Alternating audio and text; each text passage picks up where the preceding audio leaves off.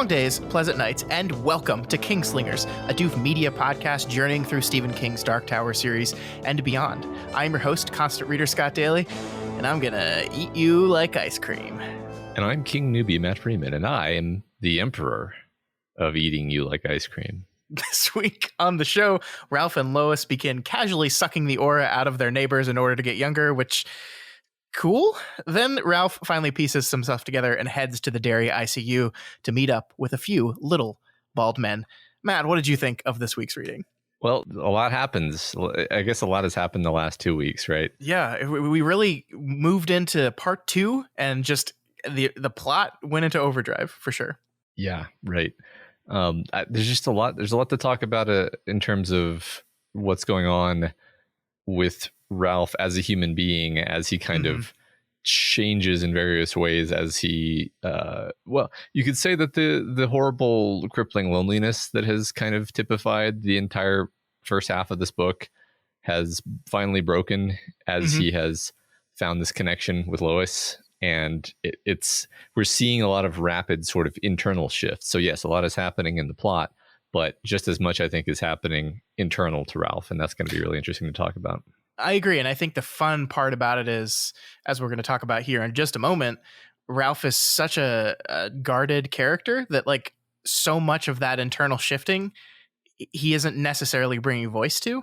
It's there in the subtext of everything he's saying, but he's not like saying, I am changing. And it's really interesting how King is doing this. And I think there's a lot really when studying these 3 chapters, there's times through this whole process, there's times when I've studied these chapters and like, there's not a lot like to really pick at. Like there's always stuff to say. Obviously we always have stuff to say, but there's not a lot to really like dive deep in and like crawl under the words a little bit. I think it just felt like in this section, I had a lot that I pulled out of it that I had never thought about before because it's not just right there on the page. Well, sure. I mean, I think that we remarked, especially toward the beginning of the show, that Ralph is a more internal, thoughtful protagonist than we've seen before. But what's interesting, I think, is as time has gone on, we've realized that he does have blind spots. He does have things that he doesn't want to think about and avoids thinking about. And I think there's going to be a lot of that this week. Yeah, I think the unreliability of Ralph is definitely a topic I want to circle back around to you before the end of the show, because I think there's definitely some of that going on. Yeah, I think so. All right, great. Yeah, from my perspective, I'm loving reading this book this time. I've never enjoyed this book as much as I am right now, and I'm so excited. No spoilers, but these next few weeks are going to be absolutely nuts, Matt. It's the next chapter. Oh boy, chapter 17 is a lot. Oh boy. Well, so everyone look forward to that. But first, we've got to get through these 3 chapters. Sounds good. Before we do that, though, we had a couple of quick announcements this week. One of them is related to the Insomnia audiobook. We've gotten people reaching out to us either via email or over the Reddit thread or just on Twitter saying there's been some issues with the audiobook and where the audiobook is stopping. We had one person that's had like their version of the audiobook was saying a chapter that like chapter 13 was actually chapter 12 or something weird. We're not sure exactly what's going on with these. The most interesting thing to me is that all the problems seem distinct from each other, which doesn't make a lot of sense because I think most people are using Audible. Like the person who had a different chapter, like where their chapter 12 was our chapter 11 or vice versa, was using Audible, which is what you use, and you were not having those problems. So there's just some weirdness going on with audio. We've had this happen before in the past with some other books, but I just wanted to bring it to everyone's attention and acknowledge that we are aware that audiobook stuff is being weird, where it's not cutting off in the same place that the book is, or too early or too late or what have you. So what I'm going to start doing is I'm just going to put the last line of the last chapter in the show notes for each and every episode of next week's, just for everyone out there, so you can easily have a place to go check and make sure and double check as you folks are reading through and following along. All right. Yeah, that sounds good. I've become extremely paranoid, so I'll actually kind of like check the Audible app every few minutes, not few minutes, but every once in a while, just make sure that like it hasn't transitioned to a different chapter without notifying me or something like that. Yeah, it's really weird. I mean, I wonder if it's just a consequence of the conversion. Like books these days that are new books that are released, like are released to be on Audible, right? They're formulated and put together to be an Audible release. But a book from 1993 was a book on tape. And so the ways that they had to cut it off and the markers that they did for chapter beginning and chapter end in whatever audio file they had probably weren't set in the original recording because it didn't matter, because there wasn't a track. It was just on a tape. So I think that's probably what's happening. I don't understand why it would be different for different people. I don't get that part of it. But sorry about that, folks. It's weird. I bet you're right. Yeah, I bet that's what it is. It's weird stuff, man. Weird stuff.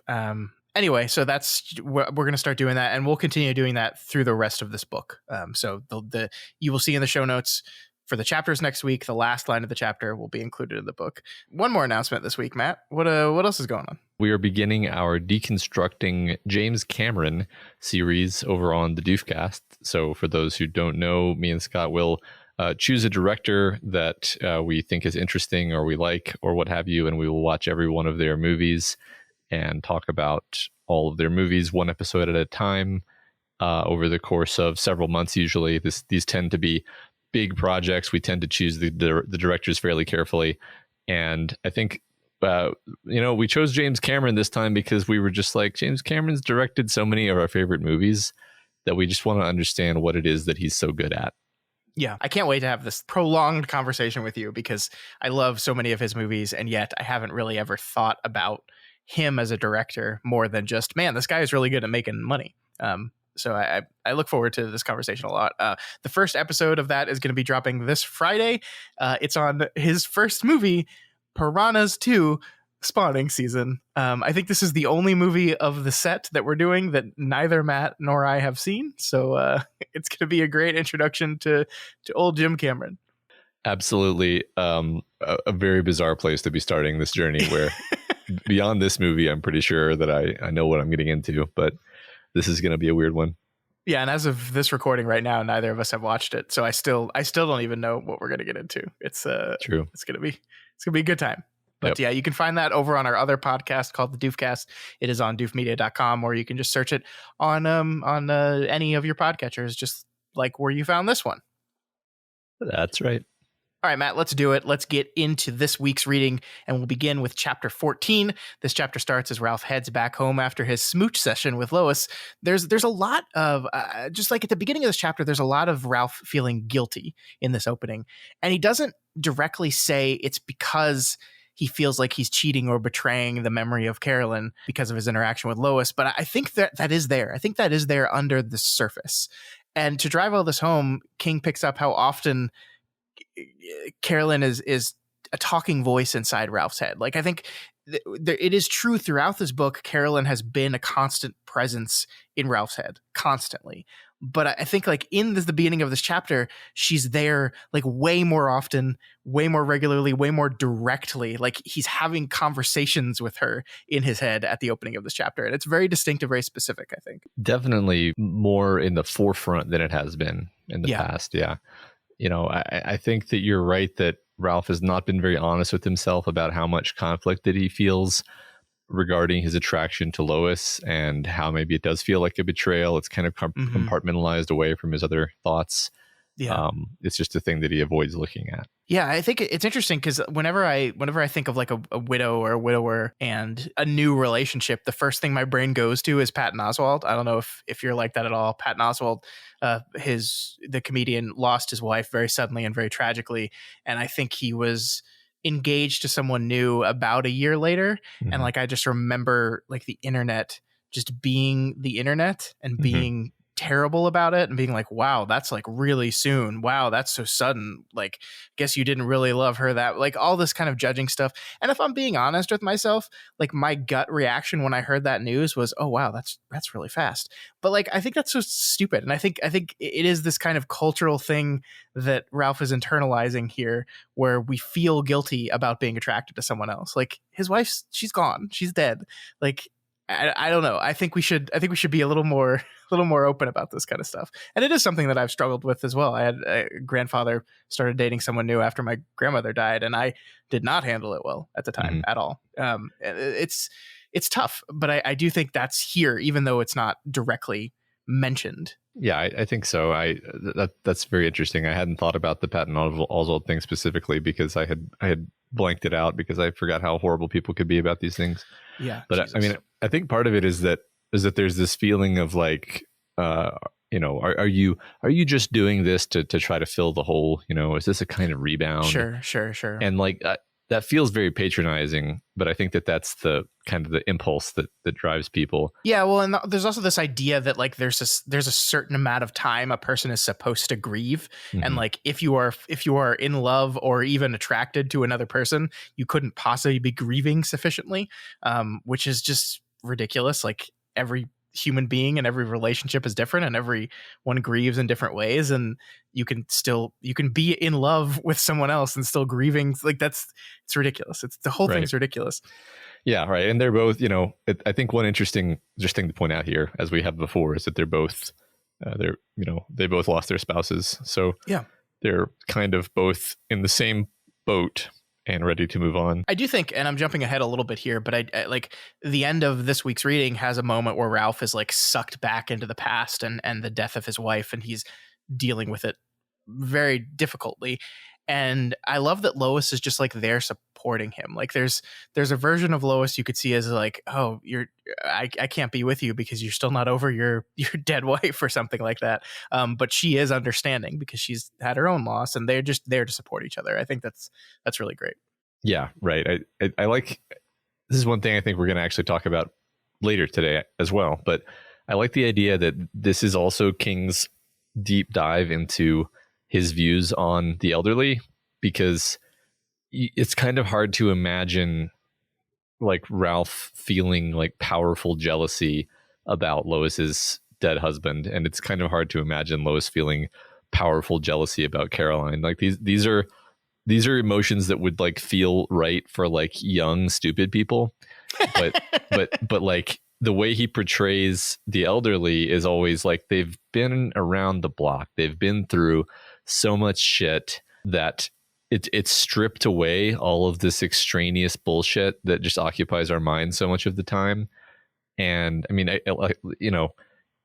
we've mentioned before during the Dark Tower podcast several times, like all the elderly characters are sort of like angelic. Mm-hmm. And I think we're beginning to see some of that in Ralph and Lois here, actually. Yeah, I think that's true. I mean, I it's not as if these characters don't have their flaws, though, because I absolutely think they do. But I agree what you mean. He is kind of going out of his way, like, directly comparing like Ben Mears as a character, for example, to Ralph Roberts as a character. Like you can tell they're different, and part of that difference is definitely their ages, for sure. Yeah. Another part of why Ralph feels guilty right now is because he feels good, like really, really good. He says this is the best he's felt since his wife died, and we'll learn exactly how good he feels in a few minutes, and I can't wait to talk to you about that. But the thing I find most interesting about this whole opening of the chapter, Bill decides that he's going to apologize to Bill. He's walking back to his house, and he says, I've got to make it up to Bill. I've got to make it up to him and apologize for how the conversation went. And the voice inside his head, Carolyn's voice, is not encouraging him to do so, is not saying, yeah, you're right, you should apologize. In fact, she's saying, well, Ralph, actually, this was Bill's fault. This is Bill McGovern's fault. This was not yours. I love this like part right here.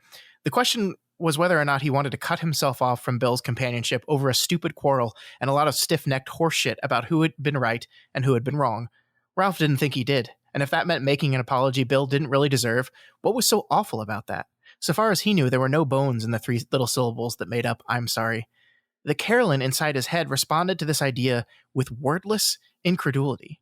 Never mind, he told her as he started up the walk. I'm doing this for me, not for him. Or for you, as far as that goes. He was amazed and amused to discover how guilty that last thought made him feel, almost as if he had committed an act of sacrilege. But that didn't make the thought any less true. So Carolyn responds to the idea of making an apology that you don't feel like you should make, but just for the sake of your relationship, with wordless incredulity. That's what I mean, what do you think about that? Yeah, I mean, I think this whole week's reading is a sort of object lesson on how maybe Carolyn isn't quite so perfect as Ralph has sometimes made her seem in his thoughts. Mm-hmm. I feel like I should have called this out, by the way. Ever since she casually pulled the bookmark out of his book because she was curious about what movie he went to see, I, he chose to interpret that as like endearing, even though it's objectively annoying and rude. But that's the sort of thing where it's like, okay, so he's sort of papering over all of her little foibles in an active way. And here, we're seeing Ralph realize that, hey, Caroline could hold a pointless grudge just as well as anybody. This probably wasn't her best quality. I'm sure she had great qualities too, but Ralph's, remembering and kind of waking up to her negative qualities. And that's going to happen a bunch this week, actually. Yeah. And it's also not to get too into my personal relationships, but like, I feel like apologizing for a thing that you actually don't feel like you need to apologize for is like lesson one at getting through a relationship with any semblance of like peace. Like, you have an argument, you still think you're right, but you don't want this to stay this way. And so you throw a bone and like apologize, right? Like this is just like part of managing communication and relationships with people. Like, that's just part of it. And that Carolyn is like, what? No, what? How you can't? Come on, Ralph, you can't do that. It's really fascinating. And of course, like, this isn't real Carolyn, right? This is the Carolyn inside Ralph's head. And so the interesting thing to me in this is that the effect of having feelings, falling in love, whatever you want to call it, towards a new person has on your perception of the other person. I think, I've been fortunate enough in my life that I've not lost someone to death that I was in love with, but I have not ended a relationship by choice with people before, and there is a level of grief to that. It's not the same thing. I'm not saying it's the same thing, but there is a level of grief towards the person that you were in love with is now gone out of your life. They're gone and they're not coming back. And you miss them and you miss their things and you paper over all the bad parts about them because you're just focusing on the good parts. And then someone new comes along and you're like, huh. Yeah, that thing. I mean, we're getting ahead of ourselves here. We're going to talk about this specifically when Ralph is driving to the hospital. But suddenly the things that like were either endearing or cute or just things that didn't bother you, or something like, hey, this new person doesn't do that. And turns out I kind of like that. And so that is, I think, again, subtextually what is happening with Ralph here, where he's just like, Carolyn, she's kind of a jerk sometimes. Yeah. I'd kind of gotten used to it, but that was super annoying. Yeah. Yeah. Maybe you should have apologized, even though you thought you didn't need to, just for the sake of common ground and everything. Carol, maybe. Yeah. I mean, like, just you're exactly right. Like, pointing out that this is a quality of hers that she like wouldn't apologize ever, even to keep the peace. It's just like, oh my God, that's horrible.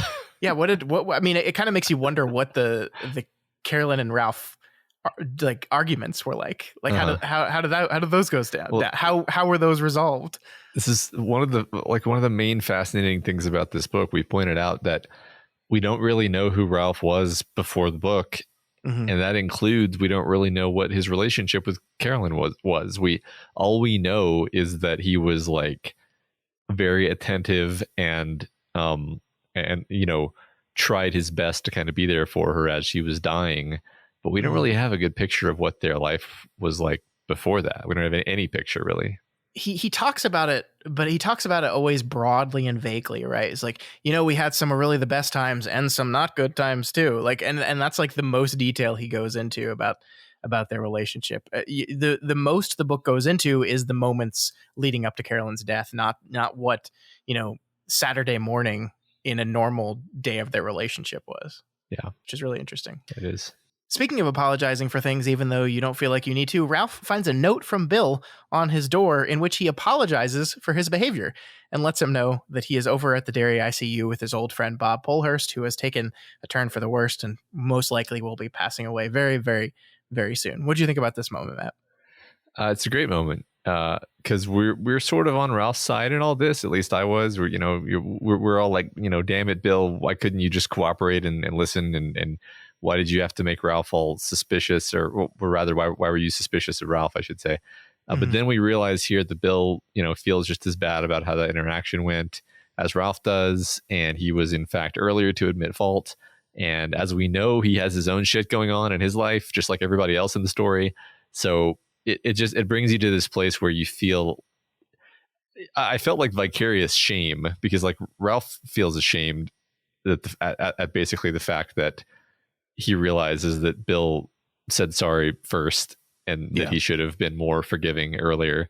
And then I felt a little bit ashamed, because I was like, oh, I was all raring to be a jerk to Bill, and then I realized Bill's actually fine. Well, let me ask you that question. I think Carolyn obviously thinks, or the memory of Carolyn that lives in Ralph's head thinks, and Ralph on some level thinks that, hey, Bill was more responsible for the way this conversation went than I was. Is that true? I mean, I guess like on one level, Bill was less believing of Ralph than he would have preferred. But like, what turned the conversation sour was Ralph's attitude, right? Yeah, Ralph getting angry and getting paranoid and standing up. And I mean, I think Bill was quite within his rights to like notice that Ralph was like passing out and going in and out of consciousness and all this. And yeah, I think we need to just put like a general acceptability threshold on someone coming up and telling you they see strange colors and small bald doctor men, and you not believing them. I think that can be okay. Like, I think, like could Bill have handled the situation better? Could he have gotten less defensive? Could he have been a little bit less harsh with Ralph? Certainly, but Ralph handled it about as bad as you possibly could. Yeah, and I think, personally speaking, as me here, I think a great way to guarantee that you just have a miserable life is to keep score over shit like this. Sure. And like, just like that's the whole part of like apologizing, even if they don't really deserve it, is like, even in that phrasing, there's implicit this idea that like you're keeping track of who deserves it, when in reality, I think the healthier attitude, or at least the one that I've kind of evolved into over time, is like, look, there's always some part of a bad interaction that you can and should take responsibility for. Like, even literally every interaction, no matter what, you could have always done better than you did, even if you did fine. And so just take ownership of that and be like, hey, I'm sorry that I wasn't more supportive, right? Yeah. Like Bill is basically saying like, I'm sorry I wasn't more supportive. And it's like, Bill, you don't really have to apologize for that, but it's very big of you to do so. I think you're right. And I think that's important in romantic relationships and familial relationships and just friendship relationships. Like that is the idea of parity in any of those relationships is ridiculous. And I think a lot of the things that causes those relationships to fail is trying to find equilibrium and parity in every interaction, to list accomplishments or like, it's just a mess. It's just a mess. And there's no way of reliably doing it in a way that doesn't leave someone hurt or disappointed. And I see this as being one of these many beats of like, the elderly are better. Because I mean, just like, step back for a second. You're writing a book, okay? Mm-hmm. Books are all about conflict and misunderstandings. And here King has two characters have an unnecessary conflict, and then they go their separate ways, and then they just immediately feel bad about it, and they both want to apologize, right? Yeah.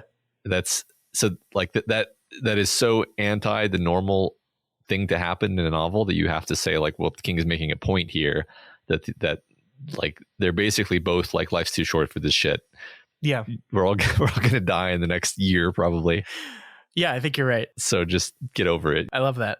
Especially in this part. We've kind of already talked about how part 2 of this book is building community. Like if part 1 was about loneliness, part 2 is about, if it's about the secret city of the elderly, what a community in that city looks like. And it requires, Ralph and Bill to patch things up.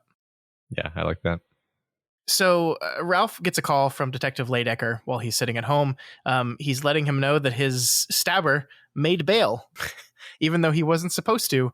And he made bail thanks to Ed Deepneau, who dropped off $80,000 in cash to bail him out. He didn't do the 10% bail bond thing because he didn't have any capital to put up next to it, but he just suddenly got his hands on 80 grand in cash, Matt. He says stocks, but Ralph knows for a fact that Ed does not have stocks. He doesn't own stock in anything, at least not to the amount that could just give him 80 grand in cash. So that's like a mysterious, ominous thing that's happening here. We also learn that Ed has been kicked out of the Friends of Life. He's not part of that organization anymore. They don't want anything to do with him. So it's interesting, like this Ed stuff, which was in the forefront at the very beginning of the book, has kind of really shifted to the background. It's there. We keep getting updated on it, usually through Leidecker, but it is not the primary driving force of the narrative right now. Yeah, we haven't really heard from Ed in quite a while, or really anything about the whole Susan Day, other than that being a constant background element. But yeah, no, the most interesting and curious single beat here being that Ralph really has no idea why Ed would just happen to have 80 grand lying around. Really, really scary when someone could just come up with that kind of money that quickly. Yeah, it's, there's been a bunch of stuff lately that suggests that there's some like big plot in the works, either being plotted by Ed or that Ed is a part of, and having a whole bunch of money is definitely bad if that is the case. Yeah, I mean, it makes you wonder, like, why. Like, one of the things that the reason Leidecker got this wrong, and even Ed, I think, agreed with this assessment, was like he was just like a lackey for this guy and his organization. He did what Ed wanted him to do, or at least he failed in doing what Ed wanted him to do. So he was just going to cut him loose. Rot in jail. I don't give a shit about you. Just fine. But obviously that's not true. And so the question you have to ask yourself is, like, what does Ed see in this guy that he needs him out of prison enough to drop 80 grand in cash for him? And we don't have an answer to that question, but it makes you wonder. Yeah, and it definitely seemed like this guy had some malign supernatural influence working on him, right? Which by the end of this week, we will also come to understand that I think it's basically settled that Ed has some malign supernatural influence working on him. But we'll talk about that when we get there. Yes, we will. So Leidecker asks Ralph if he wants police protection now that this man is out of jail. And Ralph says no. We see here he tried to consider the idea, but too many other things got in the way. They danced in his head like weird sugar plums, hats, docks, smocks, spray cans, not to mention knives, scalpels, and a pair of scissors glimpsed in the dusty lenses of his old binoculars. Each thing I do, I rush through so I can do something else, Ralph thought. And on the heels of that, it's a long way back to Eden, sweetheart. So don't sweat the small stuff. I love, once again, we've talked about this before, but the way King uses recurring quotes and sayings in his books, like he's done this. I think every single Dark Tower book has like repeated phrases in it. This book has both of these sayings, like that the line from the poem, and then Carolyn's kind of constant refrain to Ralph in "Don't sweat the small stuff. It's a long walk back to Eden." But I guess the really interesting thing here, Matt, and the thing I want to talk about is Ralph says no to the police protection because he says he feels that this wasn't the way things were supposed to go. Because that's an interesting thing, right? Up until this point, Ralph has felt like he's being led into a dark tunnel. That's kind of the image he's used to create this feeling of being out of control of himself. But this is the first time he says to himself, okay, but like, the tunnel is this. I'm supposed to this is where I'm supposed to go, and I'm going to make a choice to continue down there. Well, okay, so I feel like this bit here very much plays into our conception of Ka, because it feels to me like Ralph is more or less saying, no, Ka wouldn't want me to chicken out of this. It's pretty obvious that I'm supposed to handle it on my own. You could even take the extra step of saying, like, if he did accept the police protection, then like Old Door would show up and somehow screw up the police protection. Yeah. I feel like if Roland had ended up reading Insomnia, I feel like this is the spot where Roland would be muttering, "Ka like a wind" to himself as he read. But you could also view just on a different level. This is Ralph kind of accepting his heroic destiny. That not being afraid, understanding that it's actually important that he has some job to do, although he doesn't know what it is yet. Yeah, but I mean, here's what I find so interesting about this, and I think you're right that this is Ka, and I think Roland would see himself in this decision very much. I think it's interesting. This reminds me of one of our listeners was talking a few weeks ago about how they were reading a different King book, and they're a new King listener. They haven't read a lot of King. I think maybe, I'm not 100% sure about this, but maybe the first King was reading along with us on the Dark Tower, and then they've moved on to other things. And they were talking about how in the world of Stephen King, in Stephen King's universe, these giant, huge, powerful forces kind of constantly rearrange our characters like pieces on a chessboard, and like push them and move them towards where the story wants to go, kind of outside of their control. And how this feels like at times characters lose their own personal agency in that kind of thing. And this is very much a book where Ralph has constantly kind of felt like he was being pushed and cajoled and thrown down this dark tunnel that he keeps referencing. But this moment is a choice, right? Like there is like he feels like it's the right choice to make, and therefore he makes it, but he still makes the choice.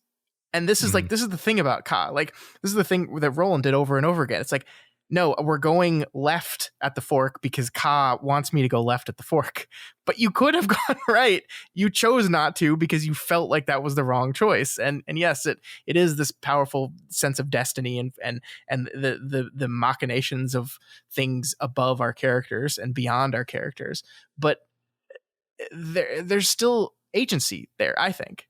Yeah.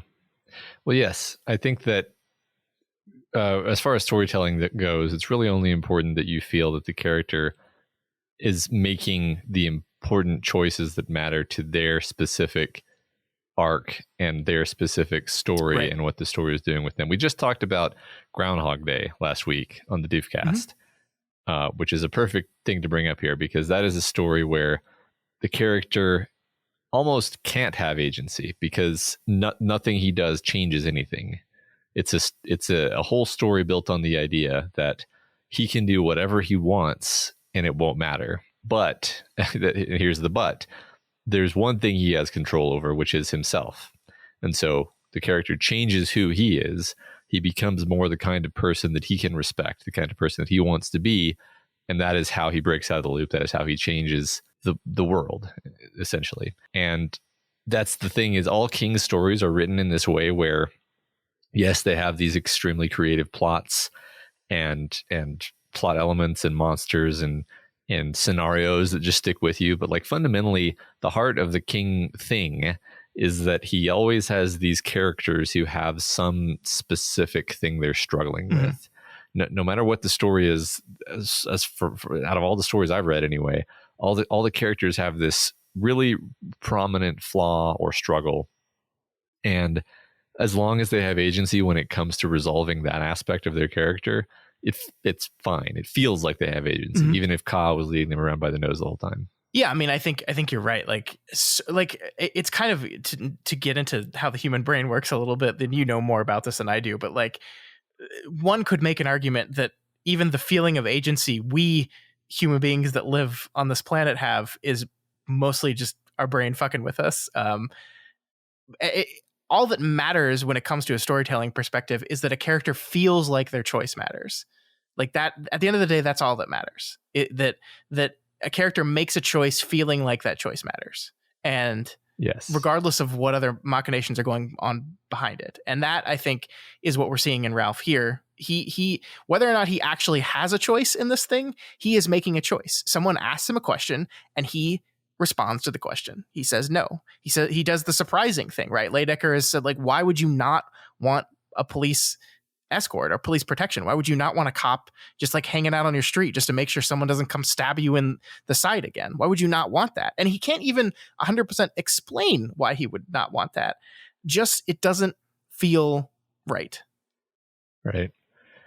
Yeah, of course, it makes me happy to hear you say free will doesn't exist. I didn't say that. I did not say that. I said one could argue that. One could argue. One could indeed argue. And my response to your whole free will deal is as what it always will be, which is I don't care, because at the end of the day, it feels like I'm making a decision. And as long as it feels like when I wake up tomorrow and I make a decision about what kind of shirt I'm going to put on, then it doesn't matter whether it's true free will or not, because it feels like I'm making the decision. That's it. No, yeah, you're right. The only place where it matters is when you get philosophical about how we should hold people responsible for the things that they do, Sure. which is a completely separate conversation than what we're talking about right here. But Sure. But I think you're exactly right that all it really matters is that it feels like it matters. Yeah. Yes, I agree with you 100%. Okay. That was a fun little diversion, but I enjoyed that. I think, King, the reason I bring this up is because I saw that comment from that listener, and I thought about this for a while, because it is absolutely true that so many of these King stories have this like great power over it all, that's kind of pushing characters together, forming them into a quartet, like intervening subtly and not so subtly. And how do you build agency out of that? And I think King succeeds in doing it. And so I've been very curious in my head, like how exactly that works. And I think this conversation has helped me get to the bottom of it. Ralph then calls the hospital looking for Bill, but instead finds Bob Polhurst's niece, who is not dealing with her uncle's death very well. In fact, we learn that Bob has been taken off life support, but is still hanging on.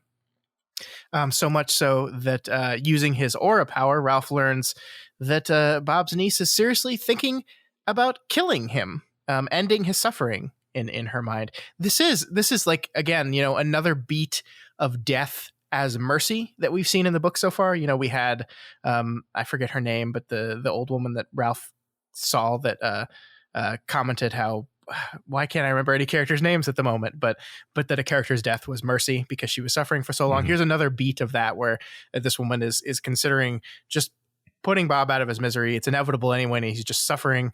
And so another beat of death kind of seen as mercy. Yeah, I love this whole moment. I love how she's basically described as like being like plaintive and whining. Basically, that I believe the word whining is used there. Yeah. And it's just like she's miserable, and just her, like, she's suffering so much because of Bob's suffering. Yeah. And this is one of those times where, like, I wrote some stuff in the script here to kind of riff on, and I don't even know. Like, I couldn't make up my mind when I was thinking about this earlier, and I kind of punted it to future Matt, which is now present Matt, to try to figure out, because I have such conflicted feelings about this whole thing. Okay, so let's just stick to like the page. So like Ralph clearly thinks that her desire to end Bob's life is just straight up bad. Yeah, he calls it murder. He calls it murder. He equates it to murder, which makes sense given who Ralph is as a character. Because he doesn't like getting old. He doesn't like death. He thinks this is all bullshit, basically. And I don't like the idea of euthanasia, like, emotionally, but I guess I can see that it has its place. We use it on animals all the time. But like Ralph, I guess, seems more than just upset. He seems like horrified and like offended, like the way he like holds the phone away from his head as if it's like contagious. I feel like there's something deeper going on here with him. Yeah, no, I think you're right. I mean, I think this is kind of why I was trying to push to set up this idea of Ralph's kind of objection to, God, I wish I could remember the woman's name. From early. I can't either. Yeah.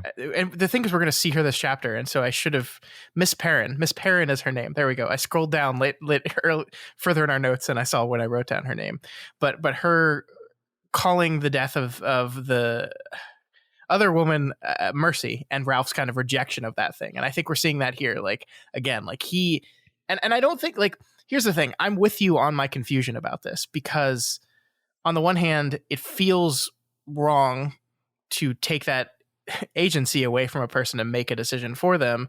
On another, I feel like there's a line that one could draw on when an outcome is inevitable and how much suffering is too much suffering, right?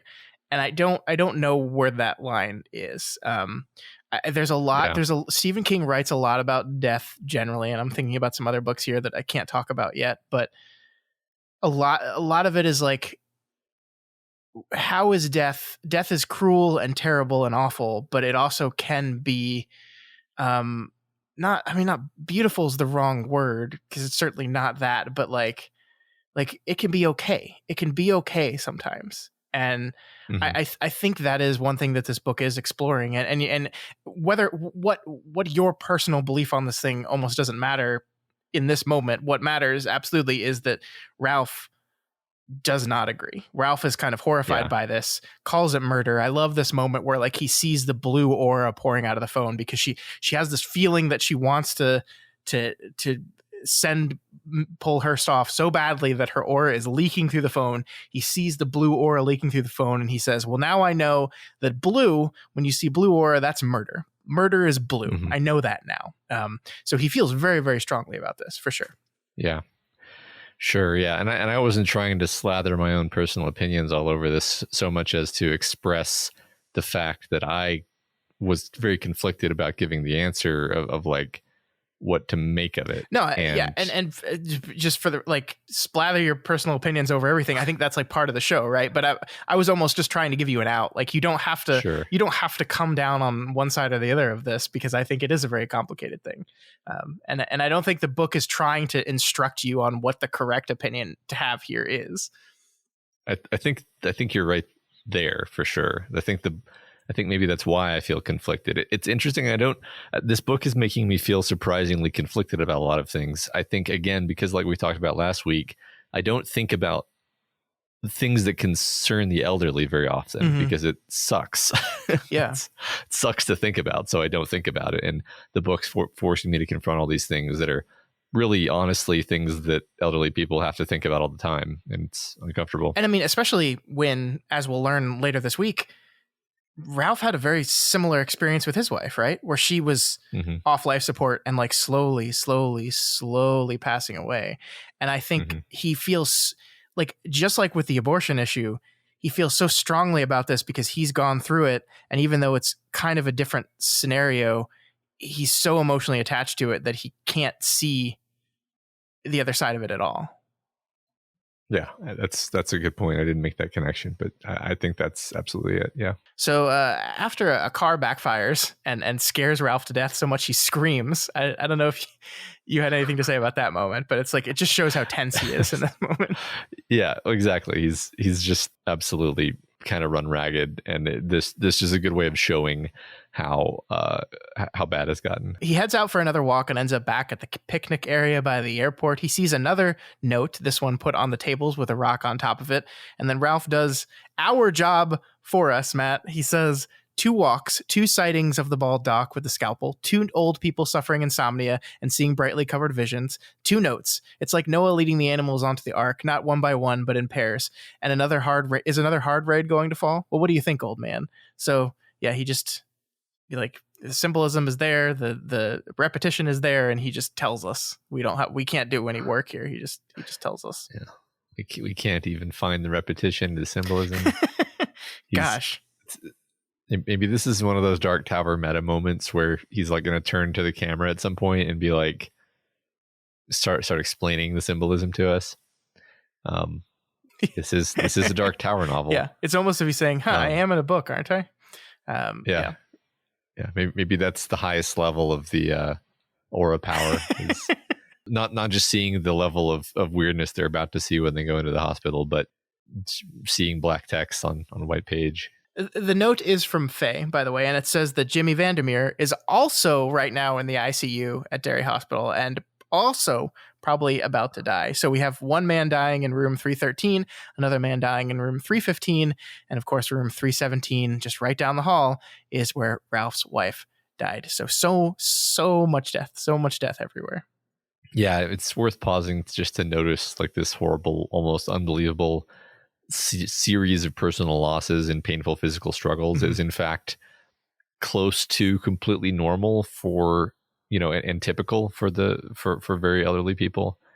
And that's kind of sobering for me to think about. Yeah. I mean, this is like, it is not a typical day for you and I to like, not only know 2 people in intensive care at a hospital, but also like know that their room is just down the hall from another room where I had a very traumatic intensive care experience, but that is just reality for Ralph. It's not as if like there's constantly people dying around him, but it also kind of seems like there's constantly people dying around him. Well, that's the thing is his wife died like a year ago, right? but that is not that long ago. Yeah, not in the scheme of things for sure. Like that's kind of the thing, is like if I had a close friend who had died a year ago, I would still feel like that was recent. Yeah. So this whole line of thinking causes Ralph to think about the doctors and the differences between them. Once again, doing our job for us. But this time, Ralph, we did it first. So we're not going to kind of rehash this whole thing, because I think we've already kind of extensively talked about the differences between both sets of doctors, between doc number 1 and 2 and doc number 3. The only new thing we'll say here is that doc number 3 is left-handed and therefore clearly evil. Which, as a left-handed person myself, I can confirm totally. All left-handed people are evil, by the way. That's correct. I can confirm as well. Yeah, I forgot that it's two left-handed people on this show. Highly unlikely. Yeah, but yeah. yes. The point is, though, that this whole thing is the doctors seem to be almost the exact opposite of each other, right? But to what end, we don't necessarily know. Yeah. I mean, I feel like these are the good ones. I mean, you're right. Like obviously there's something to it that we just haven't been told yet. So I'll just wait. So Ralph begins thinking of the ring wraiths from Lord of the Rings in relation to the Doctor, specifically just for you, Matt. The King just threw this in there just for you. I really appreciate this, Ralph and Psy King. Then we get to this part, and okay, I'm going to read this whole thing, but I just want to read the first part first, because thinking of hobbits made him think of Lois. Why? Maybe she was really short, or maybe she just really liked Lord of the Rings. I don't know. Maybe she just really loved hobbits.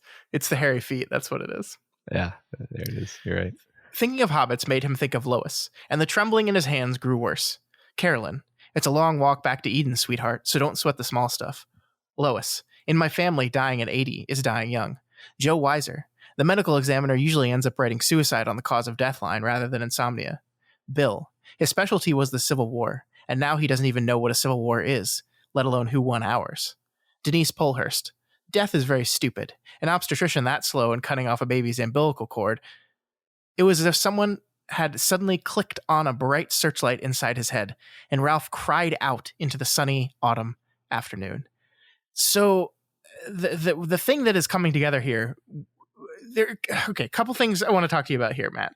The first one being Ralph puts everything together suddenly, but King doesn't let us know about that, right? Like, he says Ralph put it all together, but then he doesn't have Ralph say what putting it all together means. He very, very specifically decides to mask this revelation from us until we get to the hospital, and he kind of explains it to Lois, which is an interesting choice, right? I mean, what is your opinion on that?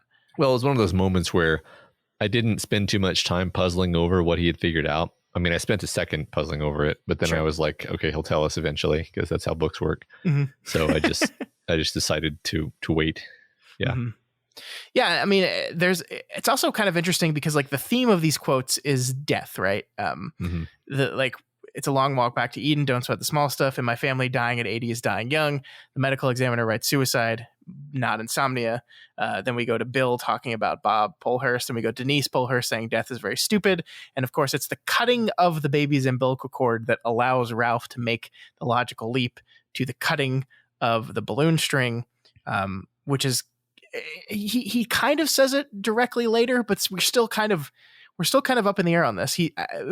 Our understanding is that Ralph has realized that what doc number 1 and doc number 2 are doing is allowing people to move on, right? Yeah. Like the people very close to death coming in there and allowing them to move on. And the importance for this plot wise is because he realizes that he knows where the doctors will be, and he has to go talk to them to figure out what the fuck's going on. Yeah. Right. I mean, and all these quotes, they specifically have to do with the idea of in a couple of instances, people whose lives have prolonged past the point where they're worth living anymore. Yeah. And it would be a mercy, basically. Yep. To end their lives. Yeah. Yep. So Ralph spends the rest of his day sitting on the porch waiting for Lois to come back. He observes the world. He sees no doctors, but he sees guys walking around surrounded in death bags. He sees a purple light erupt from a manhole. Oh, and he sees a huge bird that looks like a prehistoric hawk. That's weird. Very cool, though. This is just such a fun idea to imagine that not only is there this world of auras which relates directly as physical, as manifestations of the spiritual energy of physical things and shadows on the physical world, but also there's just like incorporeal spirit monsters that live there also. Yeah, and also I'm just going to say, for no particular reason at all, if people are wondering why I am not pointing out specific references to other books, it's because it'll be meaningless to Matt and might spoil things from other books, which has nothing to do with anything that we just talked about there. Yeah, I mean, I know that like this is dairy and sewers and dairy and like that. That's I'm just not going to comment because I know that I don't know what I'm talking about. So yeah, like I mean, this is not to rehash this again, but like I could say this is a reference to this in this book, and like your response to that would literally just be cool. Yeah. And then we would move on, and that's it. It's just it's just not worth potentially spoiling a cool moment in a different book. Yeah. Which has nothing, which I'm not even saying has anything to do with this passage. It's just, I'm just saying it just out of the blue. Nothing to do with anything. I mean, I already kind of know that there is one here. There may be more than one. Anyway, it doesn't matter. Yeah. Like you say, if I ever read whatever book this is you're obliquely talking about, then I'll get to have a fun moment of discovery. Good. Great. So Ralph realizes that this world of auras is a fourth secret city, the fourth secret city in Derry. And this city could perhaps be a source of incredible energy if only someone knew how to tap it.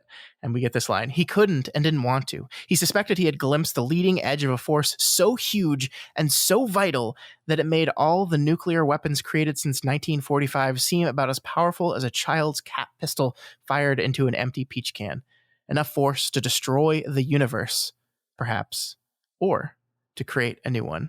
It's interesting here that like the ominousness that is built from a realization that there is an incredible amount of power here, and this potential energy is almost immediately referred to in a destructive sense. Yeah, that is interesting and a bit surprising because it seems like a sort of surprising thing to occur to Ralph specifically, but it does cause all sorts of things to come to my mind as a person who knows more context about this universe than Ralph does. Like, the Crimson King might want to use such an energy source for something like breaking the beams. Roland might want to use something like this energy source to repair the beams.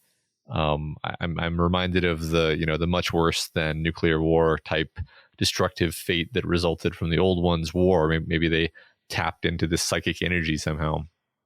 None of this feels conclusive or anything. It's just like interesting to have all of this potential be mentioned in the context of destruction. It immediately made me think of all those things. Yeah, I think that's fair, and I kind of think that's what King wants your brain to do for sure. But I mean, it seems relatively clear that the creature, Doc 3 is like a parasite that's feeding on this energy, and that the other docs, I don't know, maybe it does feed them in some sense, but they're not parasites per se. And then I wondered, like, is this energy like everywhere, or is this energy just in Derry, or am I misunderstanding something there? Or you don't have to answer that. I think that's a fair question. I mean, like, the book has emphasized that there is something, there's something about Derry. The sequel to There's Something About Mary. But I mean, it doesn't necessarily mean that this is a world that only occurs in this one city. Right. Because I was just viewing it as this is just the psychic emanations of all living beings. Yeah. But something about the way this passage was written spun me to think like, well, wait, like, is this a specific Derry thing? But I don't know. We'll see. Sure. And then Matt, we get the moment I've been waiting for. Ralph Roberts is indeed actually getting younger. We'll touch on this more a little bit next chapter when Ralph and Lois directly discuss how they're both getting younger. But I right now, I just want to talk about how King introduces this concept to us. He's kind of been very subtly playing it in the background with everyone saying how good he looks and how good he's been feeling. But how he actually introduces us this to us as an actual plot element is thusly: Ralph Roberts, unaware that his hair his fingers were combing through had grown thicker and that the threads of black were visible in it for the first time in 5 years, jived toward his apartment, walking on the balls of his feet, fists humming and then singing an old rock and roll tune from the early 60s. Hey, pretty baby, you can't sit down. You got to slop, bop, slip, slop, flip, top all around. So the way he introduces the concept to us that Ralph is getting young again is by taking the third person narrative and stepping back from it again. Like he does this, King does this every so often. It's usually very, very close third person, but he's stepping back and assuming the narrator voice, not the Ralph Roberts voice, and letting us know something that Ralph doesn't. And it's really interesting, right? The choice to do that, I think, is really interesting. Yeah. It's very, he does it very rarely, and I guess he's preparing us for the revelation that's going to come relatively soon. But like from a storytelling perspective, why not just hold that back and do the revelation? Yeah, I don't know exactly. Obviously, it's highly intentional. He could have just not said that here. It does. Okay, here's one possibility. Just a thought is like it puts a much more amusing spin on the section that follows, where it's kind of the most straightforwardly comedic part of the whole book, where he's just hanging out in public eating food out of a pot, and like he's eating like frankenbeans directly out of a saucepan, and he's like wearing a shirt with a hole in it, and an old woman comes and chastises him like he's a child, and he sort of responds like he's a child, and he's like ashamed, and it's sort of adorable, and it makes you I guess it's funnier in context of like he's de-aging into a child. But I agree. I just wonder, like, could that scene not have worked if instead of Ralph Roberts unaware that his hair and his fingers were combing through had grown thicker, just make him aware of it first? I think there is some dramatic irony fun that creates, right? Where it plays up the scene it leans into the comedy of the scene a lot more when Ralph is not aware that he is growing younger and aware that he is acting like a teenager. And the chastisement comes much more directly to him as a child who's not only wearing a ripped shirt, but it's the same shirt. Like he's like, I just imagine my grandma coming to visit me and like doing the same kind of judgmental, like, oh, you're eating right out of and your shirt is ripped, and you haven't combed your hair, and your shirt's all wrinkly. God, my grandma used to get all over me about my shirts being wrinkly, my t-shirts being wrinkly. I'm not going to iron my t-shirts, Grandma. Well, what you're supposed to do is pull them out of the dryer like immediately the moment that they're done, and fold them right away. And fold it or hang them up. Let me. You're supposed to do. Yeah, I'm 35 years old. Let me tell you a thing I've never done in my entire life is that right there. Yeah, taking clothes right out of the dryer and immediately hanging them up. Never in my life. Yeah, the previous generations really had very different beliefs. I think this is the main generational schism. Actually, is beliefs about laundry. Hey, do you iron? I did for a while, and it was exhausting. And then I started paying for dry cleaning for a while. Yeah. Which got really expensive. That's so expensive. And then eventually I got a dryer where it has like a steam thing where you pour water in it and you can do like a steam. So basically you throw like your shirt you're going to wear into the dryer and put it on steam mode. And it basically just rolls the shirt with the steam and then makes it all nice and steamy. And then you just put it on and it looks perfect. They also have like wrinkle resistant shirts, which don't work perfectly, but they work a lot better. Yeah. I don't know. I feel like unless you're like wearing a suit, you can get away with having a not perfectly pressed shirt, come on. Yeah. I mean, and if I was going to be wearing a suit, I would iron. So yes, I do iron from time to time. Literally the only time I iron in my life is when I'm wearing a suit. Like that's it. Yeah. And I'm like, this white undershirt that is going to be mostly covered by my jacket the entire time is a little wrinkly. Better iron it all. Right. I mean, I used to iron every day for like a long period. And then I was like, man, this is madness. This is a lot of time that I'm spending doing this. See, I used to be forced to do that by my father, who was both in the Air Force and a pilot who constantly had to have completely crisp pressed ironed shirts and jackets and all that and pants. And so he instilled that upon me, and then I went to college and said, man, fuck that noise. Yeah, right. Do we even own? I guess I own an iron. I don't know. Yeah. I had to check. Anyway, this has been a wild tangent. It might be totally cut out of the podcast. You might not be hearing this at all, but if you do, congratulations. This is gold. The important part is Child Ralph then he sucks in Miss Perrin's aura, Matt. He eats it. He eats her aura, and it fills him with energy, and he knows immediately that this is not the first time he's done this. He's been doing it accidentally for a while now, and then that's when you realize that, Matt, you're in another vampire book. Surprise. Is it a surprise? Because in the first episode of the show, I said maybe that these were sleep vampires, and I was totally joking at the time. But when you said sleep vampires, you didn't mean like he's gonna eat auras. That's not what you meant. I think what I may have meant to be generous is that he was gonna like steal other people's sleep, which is somewhat related to stealing other people's life force. I guess. If we're willing to. I would assume. Come on, man. He's a sleep vampire.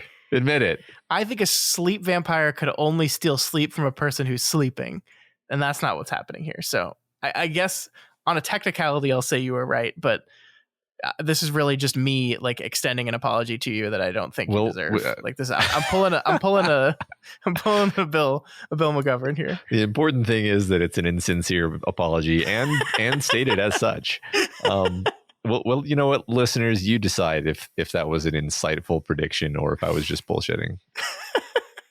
All right, but the important thing is vampire. Ralph is a vampire. Holy shit! What is your reaction to this? Besides, I was right. What's your reaction? Well, it introduces some interesting implications. It introduces the aura power up until, at first it just seemed like, oh, you can see auras. Sure. And that might help him as like a detective as he tries to like piece together the mystery of what's happening in Derry with these weird little alien guys and whatever. And then then we realize he can shoot blasts. He can shoot chi blasts of aura. And now we realize he can like energy suck. And you're like, okay, so this is a pretty powerful thing that's going on with him. Actually, he's not. It's not just seeing auras. It's like seeing, manipulating, controlling, stealing, possibly giving. I mean, probably give someone his aura and extend their life. I would guess like that. Like, why not, right? So like I don't know that for a fact, but it immediately brings to mind all these like possible implications of what you could do, and then like what the sort of moral hazard becomes of like, like one thing I thought of is like if there are people who are suffering, and the ethical thing to do would be to euthanize them. Let's just ignore whether I believe that or not, and just stipulate. Then is it ethical for you to energy vampire their remaining life to help usher them along? Is that is that ethical? And that's what I mean by moral hazard. But. Yeah, I mean, the interesting thing about this is Ralph immediately feels guilty about this, and he calls himself a vampire and blah blah blah. But we don't actually know like what the long-term consequences of this stuff is, right? Like we see here that Miss Perrin's reaction is like to feel like someone just shout, like she heard a noise or something and like wasn't sure where it came from. And then when Lois does it in the next chapter, the woman says she feels like she's got a bug on the back of her neck. So it's not like these people are immediately like, oh my God, I'm so tired. Like we just don't know the long-term consequences of this thing. Are they literally stealing their life force? Is Mrs. Perrin going to live one less minute now, one less hour? Like we just don't know at all. Yeah, I mean it's portrayed in a way that makes it feel concerning, but not like definitely super evil. Yeah. So I agree that we don't know. Yeah, but we do know that it's time to move on to the next chapter because we're one of three, Matt, and we're an hour into the show. So let's move on. Yep. It's these damn ironing tangents. We should just start an ironing podcast where we talk while ironing our shirts. That's not a bad idea, Scott. And then and then a year into the podcast, you realize that I don't own an iron and have never been ironing anything. It's all been a lie. And me too. And All right, chapter 15. This chapter begins with Lois and Ralph aura banging from across the street. We have this moment here. Lois pointed a finger at him. It was very close to the hand gesture she'd made before shooting at dock number 3, but this didn't upset Ralph in the least. Intent, he thought. Everything lies in intent. There are few mistakes in this world, and once you get to know your way around, maybe there are no mistakes at all. So obviously the aura kind of gesture that they both make to each other is really interesting and kind of adorable, and that you kind of see the way their relationship is budding. But what I want to talk to you about is the last part of that, like this idea about intent that Ralph has just proclaimed in the story. Let's talk about that for a bit. I love this. This is like my favorite line. I literally paused the audiobook and I thought about it for a minute, because it connects to so many things within this book. It's such a philosophically rich statement. Mm-hmm.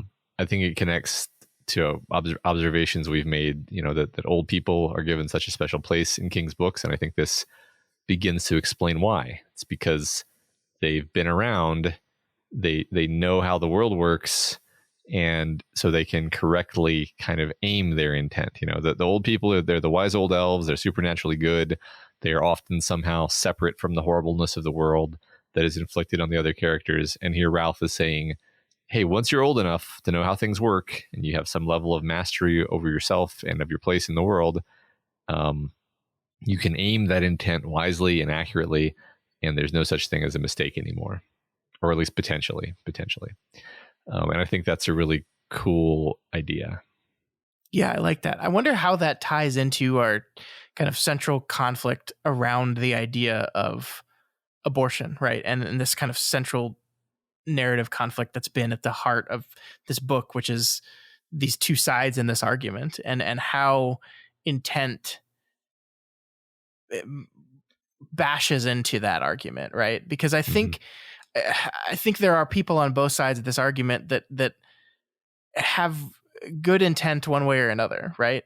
And then there are people like Ed, for example, that are going to dive into this thing with the worst possible intent. Like we don't know for sure, but I think we can safely say that, like, to Ed Deepneau, I don't think this whole thing is actually about saving babies' lives or saving fetuses' lives, and so I'm just trying to take this idea of intent and plug it into what the rest of the book is saying about these lines of conflict, and that's not a neat connection. I'm not like super happy with it, but it's interesting to ponder at least. Sure, I hadn't thought of the connection to the specific abortion theme, but that is a very interesting point to say that, like, people can disagree so violently about this topic, but if you were to look into both of their souls, they both think that their intent is positive, and you could say their intent is positive, even though you can disagree with their aims, right? But they're trying. They think they're helping.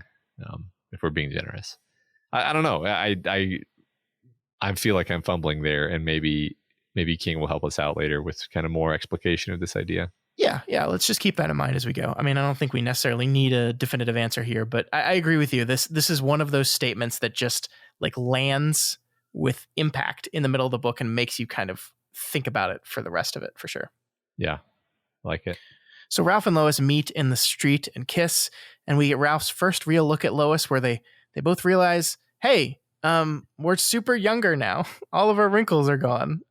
Yeah. And Lois, actually, we see, looks so young that her friends that she was just hanging out with, playing cards with, couldn't believe it. She tried to say it was a new makeup, but they knew better. The only way she could even possibly explain what was going on with her by saying that she met a man and had fallen in love with him, which is a really, really adorable line, right? Yeah. And so we've already kind of talked about the aging backwards thing, but I wonder, like, the one thing we haven't talked about is how this concept of them inadvertently discovering a fountain of youth and aging backwards, how that ties thematically with what we're talking about death, because they are, in essence, reversing death. They're running from death, literally, through their reverse aging. What does this say about the book? I mean, I think it's very bittersweet, because we've got this character who is really struggling with the idea of growing older and dying. and then we give him the superpower to steal youth from other people. I mean, we don't actually know that that's how it works, like you just pointed out, but potentially hurt other people in order to become young, right? And as soon as he finds out that he's potentially hurting people, he stops because it's immoral, and he's not going to use it. But like the temptation is there, like and that's kind of a horrible temptation to give a man like Ralph. But maybe it's also a great way to help him reach a kind of acceptance because, hey, Ralph, you have the power now to not grow old. That's within your grasp. Mm-hmm. So now you get to choose. Are you going to be the kind of person who, is graceful and accepts this, or are you going to become a vampire? And I'm jumping ahead of myself here, but I kind of begin to wonder like how many characters in the Stephen King universe can be described as people who began sucking away the life force of other beings, and that just kind of gradually, it gave them a longer life, but it was kind of at the expense of their soul. Mm-hmm. I kind of wonder if Walter O'Dim qualifies as this in some way. Yeah, I mean, we know he's lived a very, very, very long time, so right. It seems reasonable. Yeah, I mean, I agree. I like that this idea that, hey, you can't live forever, and here's a way, but it does have a consequence. And as we talked about, we don't necessarily know what the consequence is. The two of them in this moment kind of wrestle. They both have had similar thoughts about like where this is coming from and what they're doing to people. I think Lois kind of echoes his worry that she thinks about the centurions that Ed was talking to Ralph about, and wonders, just like Ralph did, if that's them now. And I love this kind of that she is echoing the concerns that he had. So we saw in the last chapter, he had all these concerns. He was beating himself up about being a vampire. And we see in Lois that she has the exact same concerns, which serves multiple functions. It rehashes and restates them for us. And it shows that they're on the same page. But again, we don't know enough about this power yet to really understand what the long-term consequences of using it are. I agree with you that like, it seems like if you're taking something from someone else to power yourself, there has to be a consequence for that. Just generally, like just the rules of storytelling saying like that is not a renewable resource at some level. I guess I'd be really surprised to learn that like, oh yeah, Ralph and Lois just get to be immortal now. They just, just for free. Mm-hmm, I don't think that's where the story's going. That would be very interesting though. One of the things I thought about that I don't know how confident I am about this, but we were talking last week or the week before about retirement and about how retirement like moves you from the real world into this new world that you live in. And I kind of like the symbol of Ralph and Lois finding both each other and renewed purpose in the thing they're doing as a thing that de-ages them. In the book, it's literalized, but just this idea that like if you're an old person and you've retired and you're trying to search for meaning, finding someone new to fall in love with, finding a new thing to do, kind of gives you a second life, gives you a reason to go on and to keep living. Yeah, that's great. I like that a lot. And, I can't help but notice that they seem to have de-aged like more rapidly now that they're spending time together. Yeah. I don't know if that's because they're magically feeding off each other or something, or if it's just like you kind of said, like they are actually they found renewed purpose in their life, and that just makes them younger. It's cool though. I like it. So before they can talk more, they hear the scream of brakes and a thump of an impact, and go outside to see Oi impaled on a tree. I mean, Rosalie hit by a car. And then Rosalie looks up at Ralph and goes, "Arf." Why would you do that? Why would you do that? It was right there. Yeah, I know. The driver is none other than Mr. Joe Weiser, because there is no coincidence in a book of Stephen King, the pharmacist who had insomnia. And the person responsible for the death of the dog is, of course, Dr. Number 3. So what was your reaction here? I literally still can't figure out if I'm supposed to be suspicious of Joe Weiser, or if it's just an unfortunate coincidence that it happens to be Joe Weiser who was the one to do this. But I mean, I guess we kind of knew this. We kind of knew this was coming, but not also not, because I think my assumption was just going to be like Rosalie is just going to die prematurely somehow. But like the fact that she was hit by a car means that like the universe rearranged itself such that she ended up getting killed prematurely. So it could have manifested in some other way, like, for example, a brain tumor or something.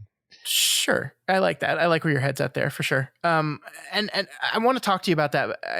First, what we have to say here, the big revelation, right? The big revelation is while Joe is attempting to console and the dying Rosalie and the guilt he feels for hitting her, her aura, which has turned into that black corpse bag once her balloon string was cut.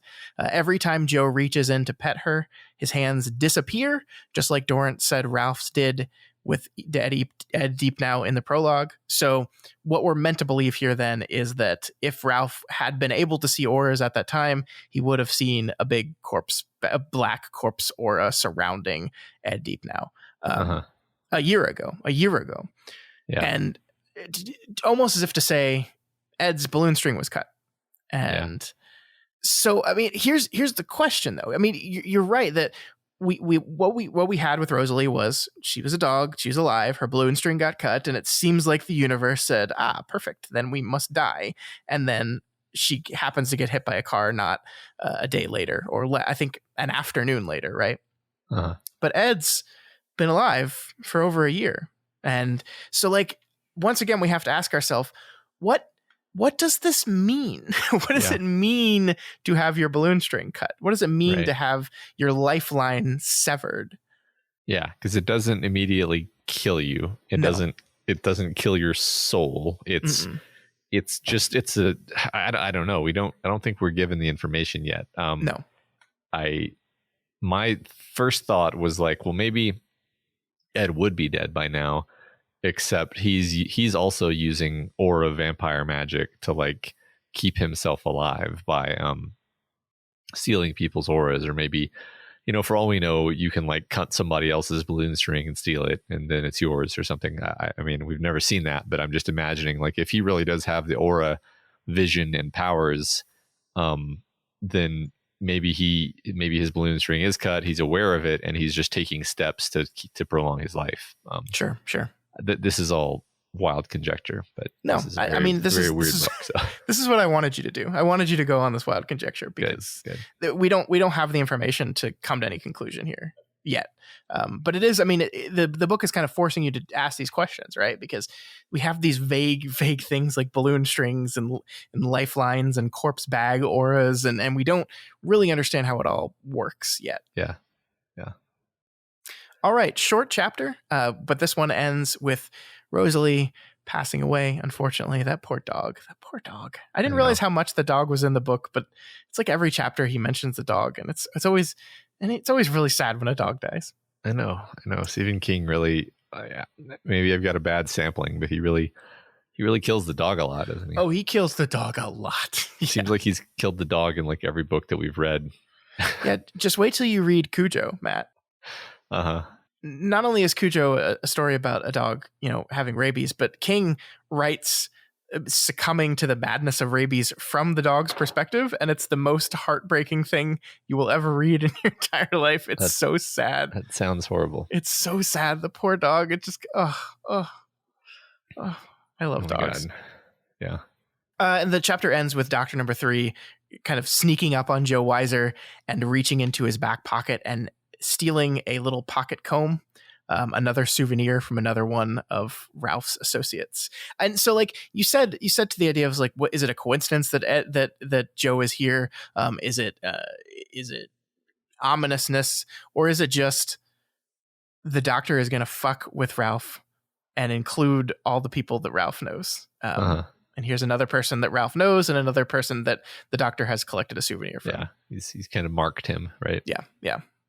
All right, Matt, let's move on to chapter 16. This chapter and the ones that follow it, I talked about this at the beginning of the show, but this has been, when I think about Insomnia, these are the chapters I'm thinking about. And so I'm really excited for the next little bit of this book here. There's a lot of big game-changing stuff that happens here at the hospital, and I think King's writing from the very beginning of the chapter throughout the next few is just absolutely stupendous. So I can't wait to really talk through these with you, especially this kind of opening salvo that is chapter 16. Cool.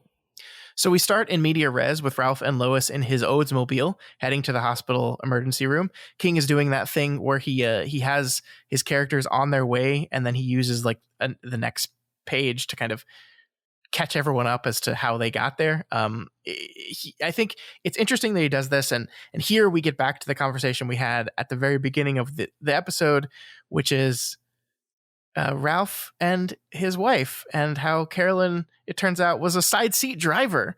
She loved to nag Ralph about his driving constantly. She would constantly nag Ralph about his driving. And Ralph is sitting here driving to the hospital next to Lois, and he keeps waiting for her to do the same thing. He keeps waiting for her to say, "Oh, you forgot your blinker, Ralph. Could you drive a little faster?" And of course, Lois doesn't say anything. And Ralph doesn't say, "Man, this is a much more pleasant way to drive in a car with someone." He doesn't actually say that, but he doesn't have to, right? And this is where we go back to the thought you had at the very beginning of the show, which is that this chapter is doing some very specific things where Ralph is seeing the imperfections in Carolyn for maybe not for the first time, but he's highlighting them perhaps for the first time since her death. Yeah, absolutely. He is going through that phase of grief where you take the person off the pedestal and you accept them as the human being they were, which was maybe kind of an annoying human being sometimes. And I think once you're the full process of acceptance usually ends up with, fondness even of the things that were annoying, but you can still admit they were annoying. Sure. And I think that's, healthy. I love the line, "She was a sweetheart, but there had always been an edge to her tongue," which is a really nice old man speak for, God, my wife could sure be a real ass sometimes. Yeah, right. He's still not at the point. I mean, I don't think he's ever going to decide that actually Carolyn was bad. But no. But he's coming, he's just relaxing his sort of, halo around her head.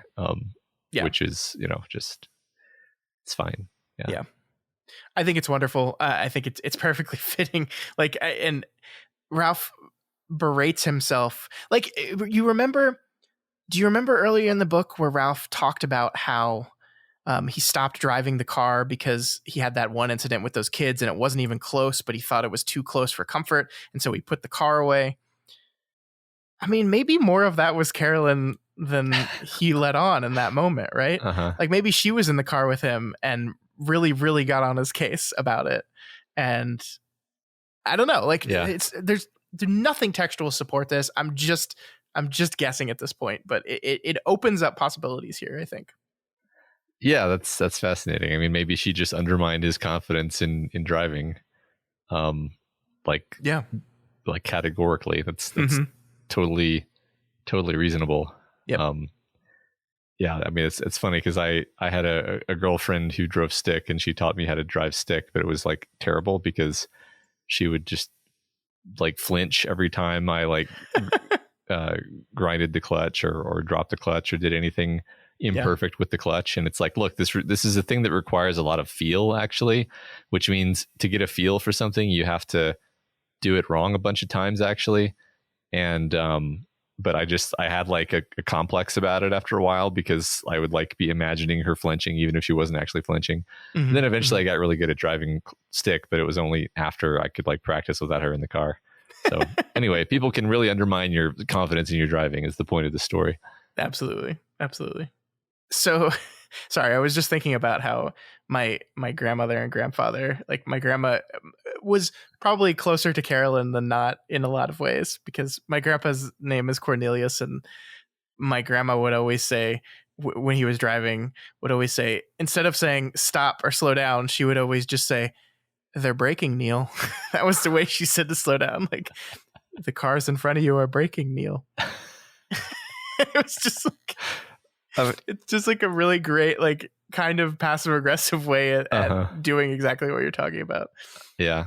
I mean, my mom's favorite side seat driving thing to do is to brace herself in her seat and reach up and grab the handhold thing.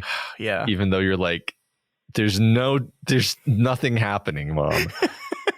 Anyway, we're fine. Yeah. There's a lot of very, very subtle ways that you can really undermine someone's driving. Oh my God. Absolutely. Yeah. My dad was a flight instructor in the Air Force, so learning how to drive from my father was terrifying. And my dad's not like a terrifying guy. He's like a very chill guy, but like he just like he goes into military mode when he's doing that stuff, and it's just ugh. Mm-hmm. I didn't learn till I was like 25 that they called him the Hammer in flight school because when he got angry, he would beat his hand on the control panel, like annoyed at the bad flying. And this like the side of my dad that I barely ever see. It's hilarious. That's fascinating. God, we're going way off topic here, but it all relates. It all relates. You know, we're becoming old men in the course of discussing this book about old men. Which was the style at the time. Exactly. We did so many stories today. So many stories. Oh my God. So they arrive at the hospital, Matt. I'm going to get us back on topic. They arrive at the hospital and Ralph parks his giant car like an old man would, which is like in the middle of nowhere. So he can fit into 3 spots wide. No, I just want to say I love that. Like, because King is like, doesn't exactly say that's what he's doing, but then like halfway through you realize that he refuses to park in any of the reasonable places because he's an old man, and that's and then he checks out his hot ass girlfriend, and we get this line, Matt. Well, she asked with such a hint of smile, are you going to talk to me or just look at me? Ralph, ordinarily a cautious sort of man, recklessly said the first thing to come into his head. What I'd like to do, I think, is eat you like ice cream.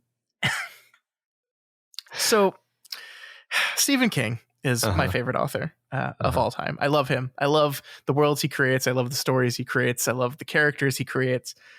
Sometimes Stephen King tries to be romantic and or euphemistic, and he comes up with lines like this, which I don't think any human being has ever said in the history of the planet Earth. Maybe.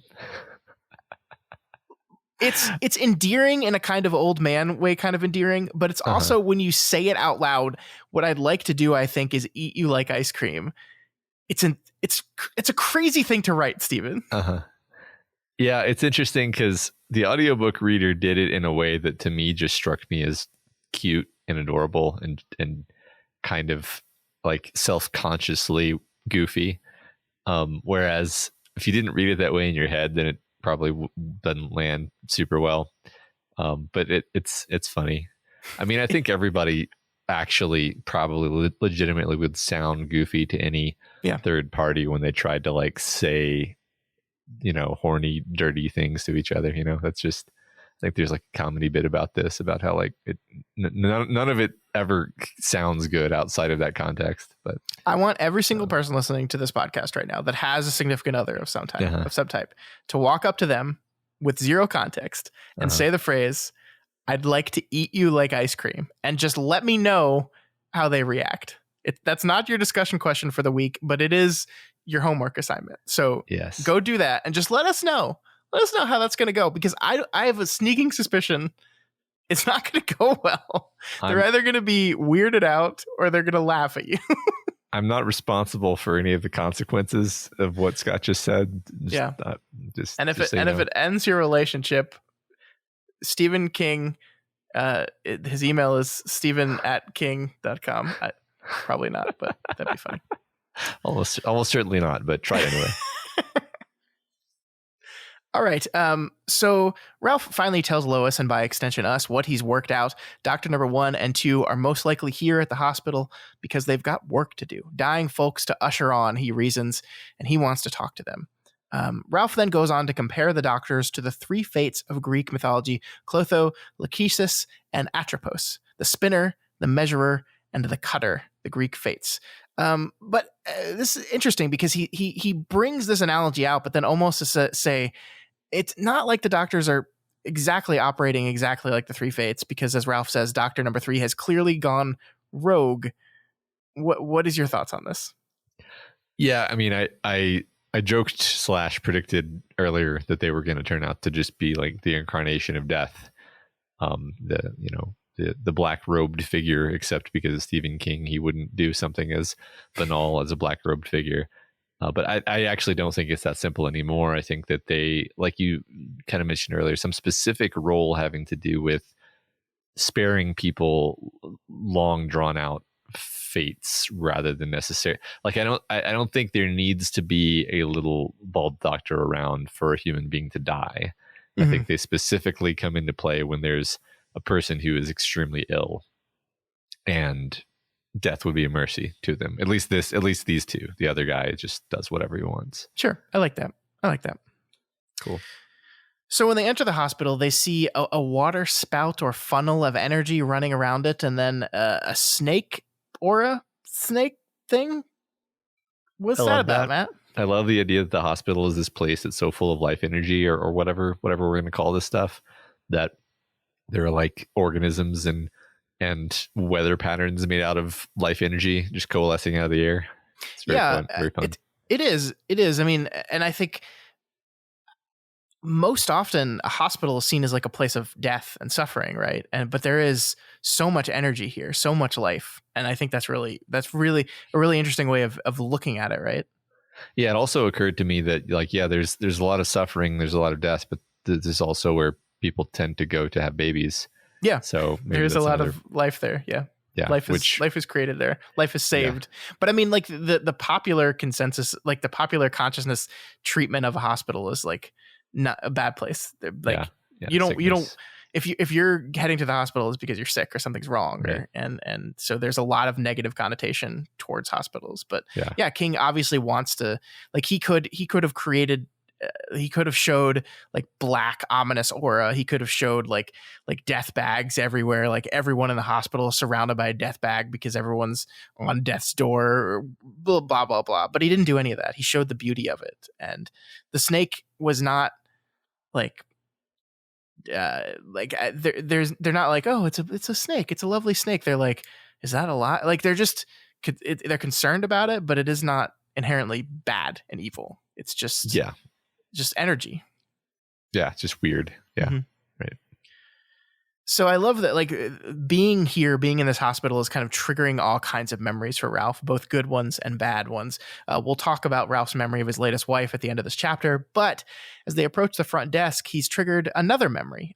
This is one where his best friend in the whole wide world, Jimmy V, and him got trashed and tried to get into a religious tent revival and got turned away at the door because they were drunk as hell.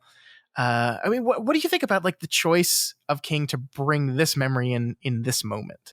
I don't have a smart answer. I mean, it feels like yet again he's trying to get into a place he's not supposed to be, just like he was back then with Jimmy V. But maybe you had a smarter take here. No, I think that, I mean, that is what triggers the memory generally, but I think more broadly, he is thinking he's heading to the ICU. Like his stated goal here is these two people are dying. I've reasoned out what the doctors are doing, and so I think they're going to be here to do it. But one of those people is his best friend, right? He still doesn't use that phrase. He doesn't call him his best friend. He doesn't call him his closest buddy. But he's dying. His friend is dying, and he's coming there, and so it's his friend is on his mind. So it's not just two people trying to get into a place they didn't, but it's remembering a time when he and his dying friend did that. Yeah. Sure. I think you're right. Yeah. And it fascinates me the way Ralph seems unaware of that. Like he never says, oh yes, of course I'm remembering this because in this place, 2 floors up, old Jimmy is breathing his last breath. No, he never says that, but it's there. It's there. Yeah. Well, he definitely begins to become kind of overwhelmed by memory as he enters this hospital, just in general. Yeah, definitely. So they try to get guest passes to the ICU, but it's no dice. They're not allowed up there until Ralph reaches out and grabs the receptionist and Aura Jedi mind tricks her. This is certainly another wrinkle into the whole aura powers thing, right? Especially since we see in this moment, he says, I could have turned her all blue, Ralph thought, taken her over, run her around the room like a wind-up toy. So he reasons he just put a little bit of his aura into her and it made her susceptible to what he wanted to do. But if he had really, really dumped it in there, he could have made her do whatever he wanted to. Yeah. I mean, this chapter seems full of instances of the aura psychic power just escalating and escalating. And it makes me wonder, like, is it because him and Lois are becoming stronger and more capable, or is it literally because they're at the hospital, which is like this center of power, and so they're getting kind of a power boost just from being here? Yeah, I don't know. Yeah. I will just remind you that 2 chapters ago, Ralph said blue is murder. Murder is blue. Like right. he said this very clearly. And then here in this moment, he says, I could have turned her all blue. Ralph thought, taken her over. I And definitely, he doesn't make that connection. Right. I did see it as a sign that Ralph, probably shouldn't make a habit of doing this. I think he felt weird about it. Yeah. It seemed like the sort of thing that a villain would make use of, though. This is another thing, by the way, that made me think about Walter, Randall, Martin, etc., where, it wouldn't surprise me at all if you told me, like, yeah, Martin, Walter can see people's intent, can manipulate them through touch, can steal their life from them, becoming effectively immortal. Like, these are literally all things that if we found out that Walter did them, I would be like, yeah, of course he does. So yeah, if Ralph turns out to be able to change his appearance at will, then I'll just be like, yep. Yeah, if you're making a Insomnia video game, these certainly all seem like dark side powers for sure. Yeah, exactly.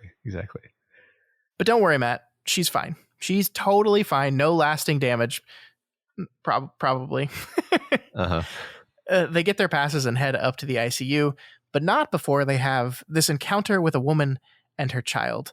Ralph is staring at the child, staring so intently that he's making the child's mother uncomfortable, and he's staring at the child because he sees the baby's aura as a capsule of violently shifting yellow-gray aura.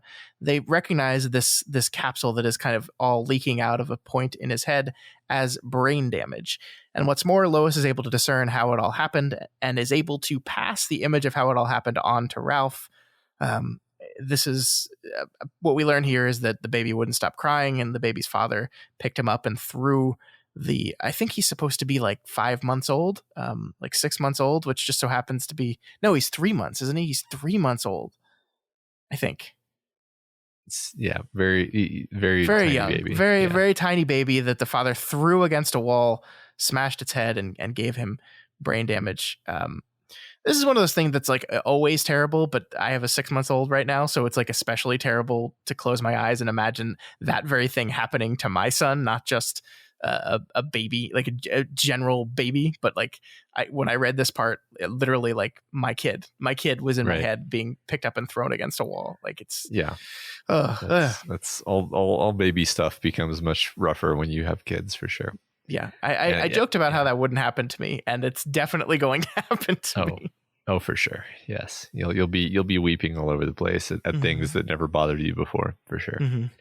I mean, this kind of thing is awful. Like, no matter how jaded I think I am, King really always manages to kind of get right past my defenses and slap me in the face with stuff like this. Yeah, and it's another instance of a mother and child with an abusive husband, right? Like, this is the third one. We have Helen and Natalie. We had the other two that Ralph saw in the park that one time. The child in that case is a pretty important one, we could say. Talking about a man named Patrick.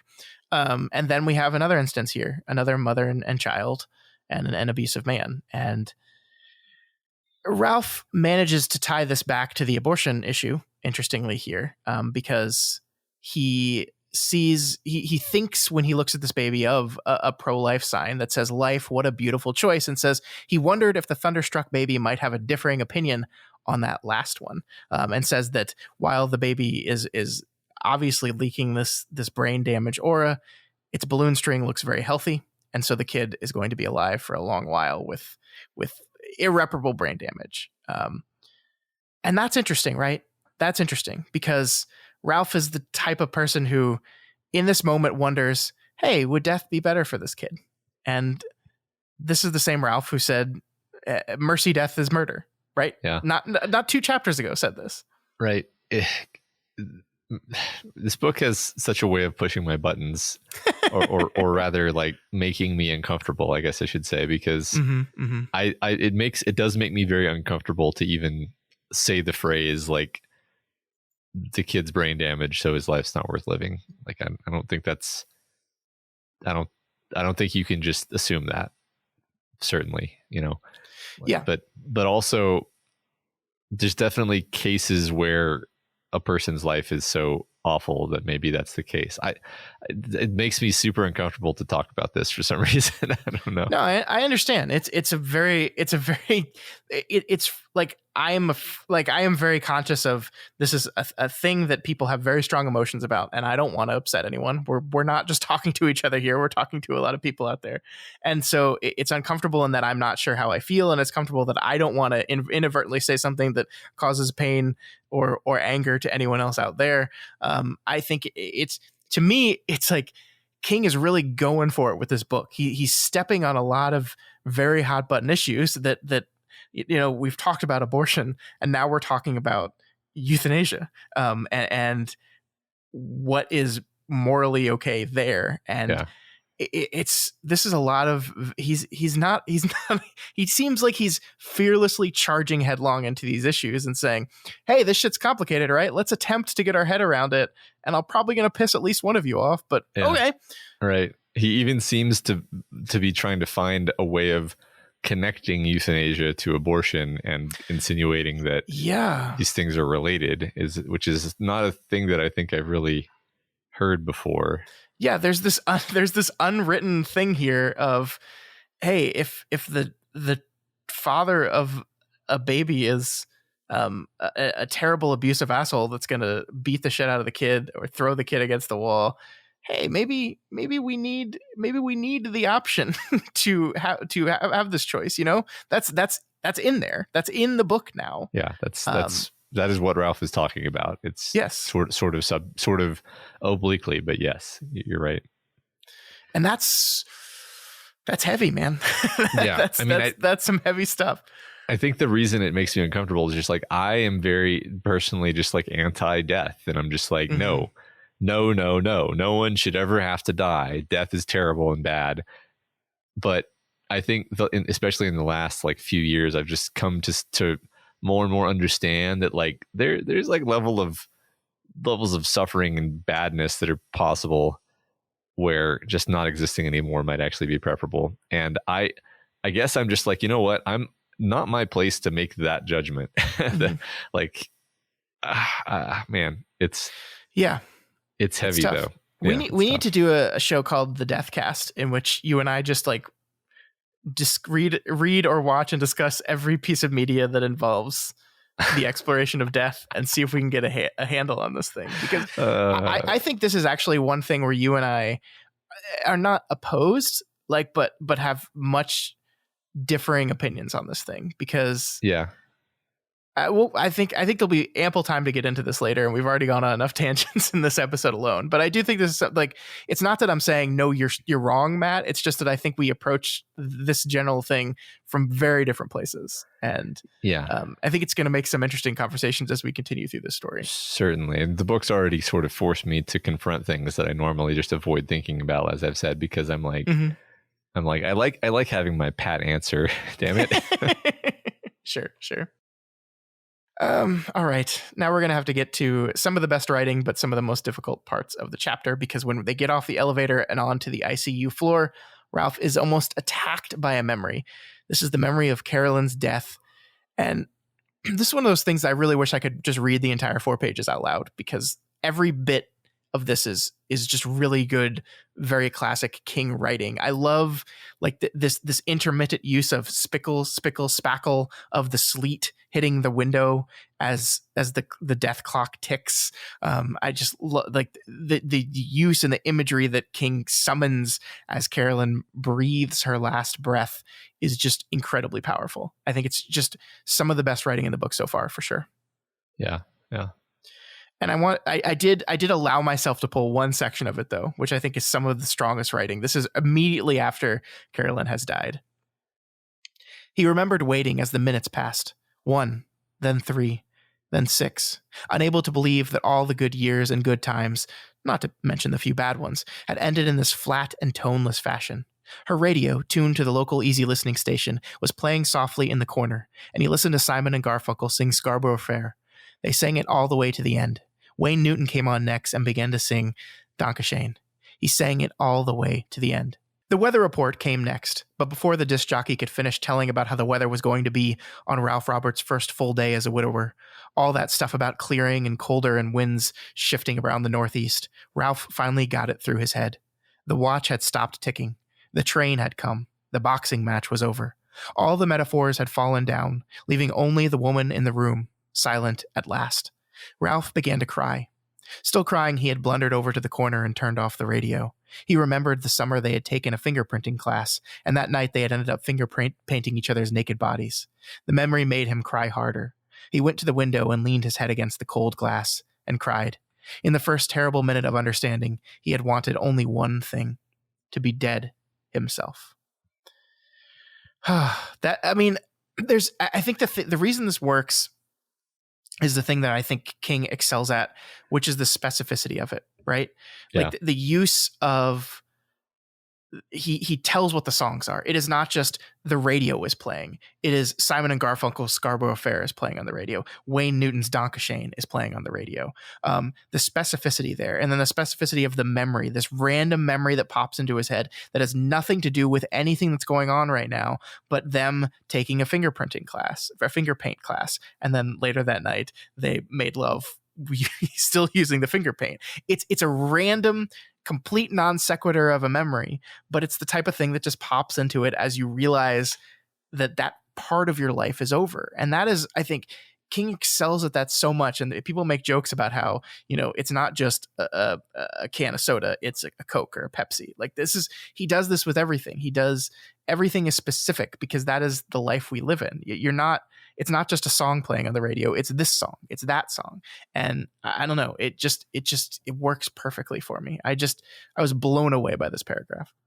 Yeah. He's painting the scene in detail in so much detail that it's painful. Like, I think this is one of the hardest things about writing, actually. Like,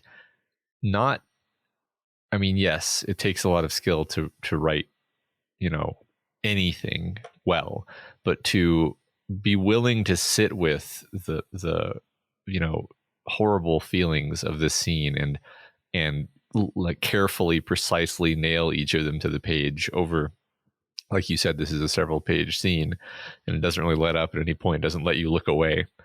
That's hard to do, to do well, and something that I think King is, among the best at. Yeah. Yeah. I also love the detail that it's her radio. It's not our radio. It's not the radio. It's her radio turned to the local easy listening station, as if like she has died, but her radio has continued playing. And therefore, once he turns it off, her radio will be off. Like it's another kind of perfect image that shows the finality of this whole thing. Yeah. I loved it. It was interesting. I felt like at the beginning of the book, I felt like the death clock motif was a sort of artistic flourish, and it seems more and more likely now that maybe the death clock ticking was more than just writerly affectation, that maybe Ralph was actually perceiving something supernatural, like perceiving that his wife's life was winding down. But it could still just be that King felt like that was a powerful way of establishing that she's dying. But regardless, either way, it still hit incredibly hard when this idea of the death clock comes back, and then he finally hears it stop. And I feel like we were actually set up for this moment the whole time, because we talked about the death clock, or rather the book talked about the death clock a whole bunch toward the beginning, and then we just kind of didn't talk about the death clock. And then now here is the actual moment where it stops, and it really lands hard because of that. Yeah, no, I agree. I won't say anything about your theory there. Just okay. We'll figure that out one way or another eventually. Yeah, right. There is one more thing I wanted to talk to you about in this section, and kind of another sneaky reason why I pulled this section. It's that last line. He went to the window and leaned his head against the cold glass and cried. In the first terrible minute of understanding, he had wanted only one thing: to be dead himself. It's a powerful line, beautiful line. But I want to take you back, Matt. I want to take you back to chapter 8 of this very book And here's the line in chapter 8. It was a lot more than just wishing that the play was over. As he sat there with the heels of his palms pressing against the lid of his closed eyes, he wanted all of it to be over. All of it. For the first time in his 25,000 days of life, Ralph Roberts found himself wishing he were dead. So that's a contradiction there, right? Right. We have two incredibly emotional scenes. The first is Ralph's wife dying and him feeling like he was dead. And then this is chapter 8 is a year later, Ralph realizing the full extent of what's happening to him and his insomnia, and he's finding it all overwhelming. And he says for the first time there, he wishes he was dead. And I mean, what I'm not doing here is saying, gotcha, Stephen, you messed up. You made a mistake here. Because there's obviously, like, in any kind of thing like this, there's some kind of artistic exaggeration here, like in a very emotional moment, and say, oh, I just don't want to be, I just wish I was dead, right? Like, I think that's different than literal suicidal ideation, right? I think it's just the overwhelming nature of grief here. But what I'm bringing this up for is because we have this philosophy that we've talked about on the show before, that the author is a genius and everything is intentional, is our just basic storytelling philosophy when we're analyzing these books. And so you could easily say, oh, Stephen King messed up and didn't realize that he had used this expression once already and the editors didn't catch it. Or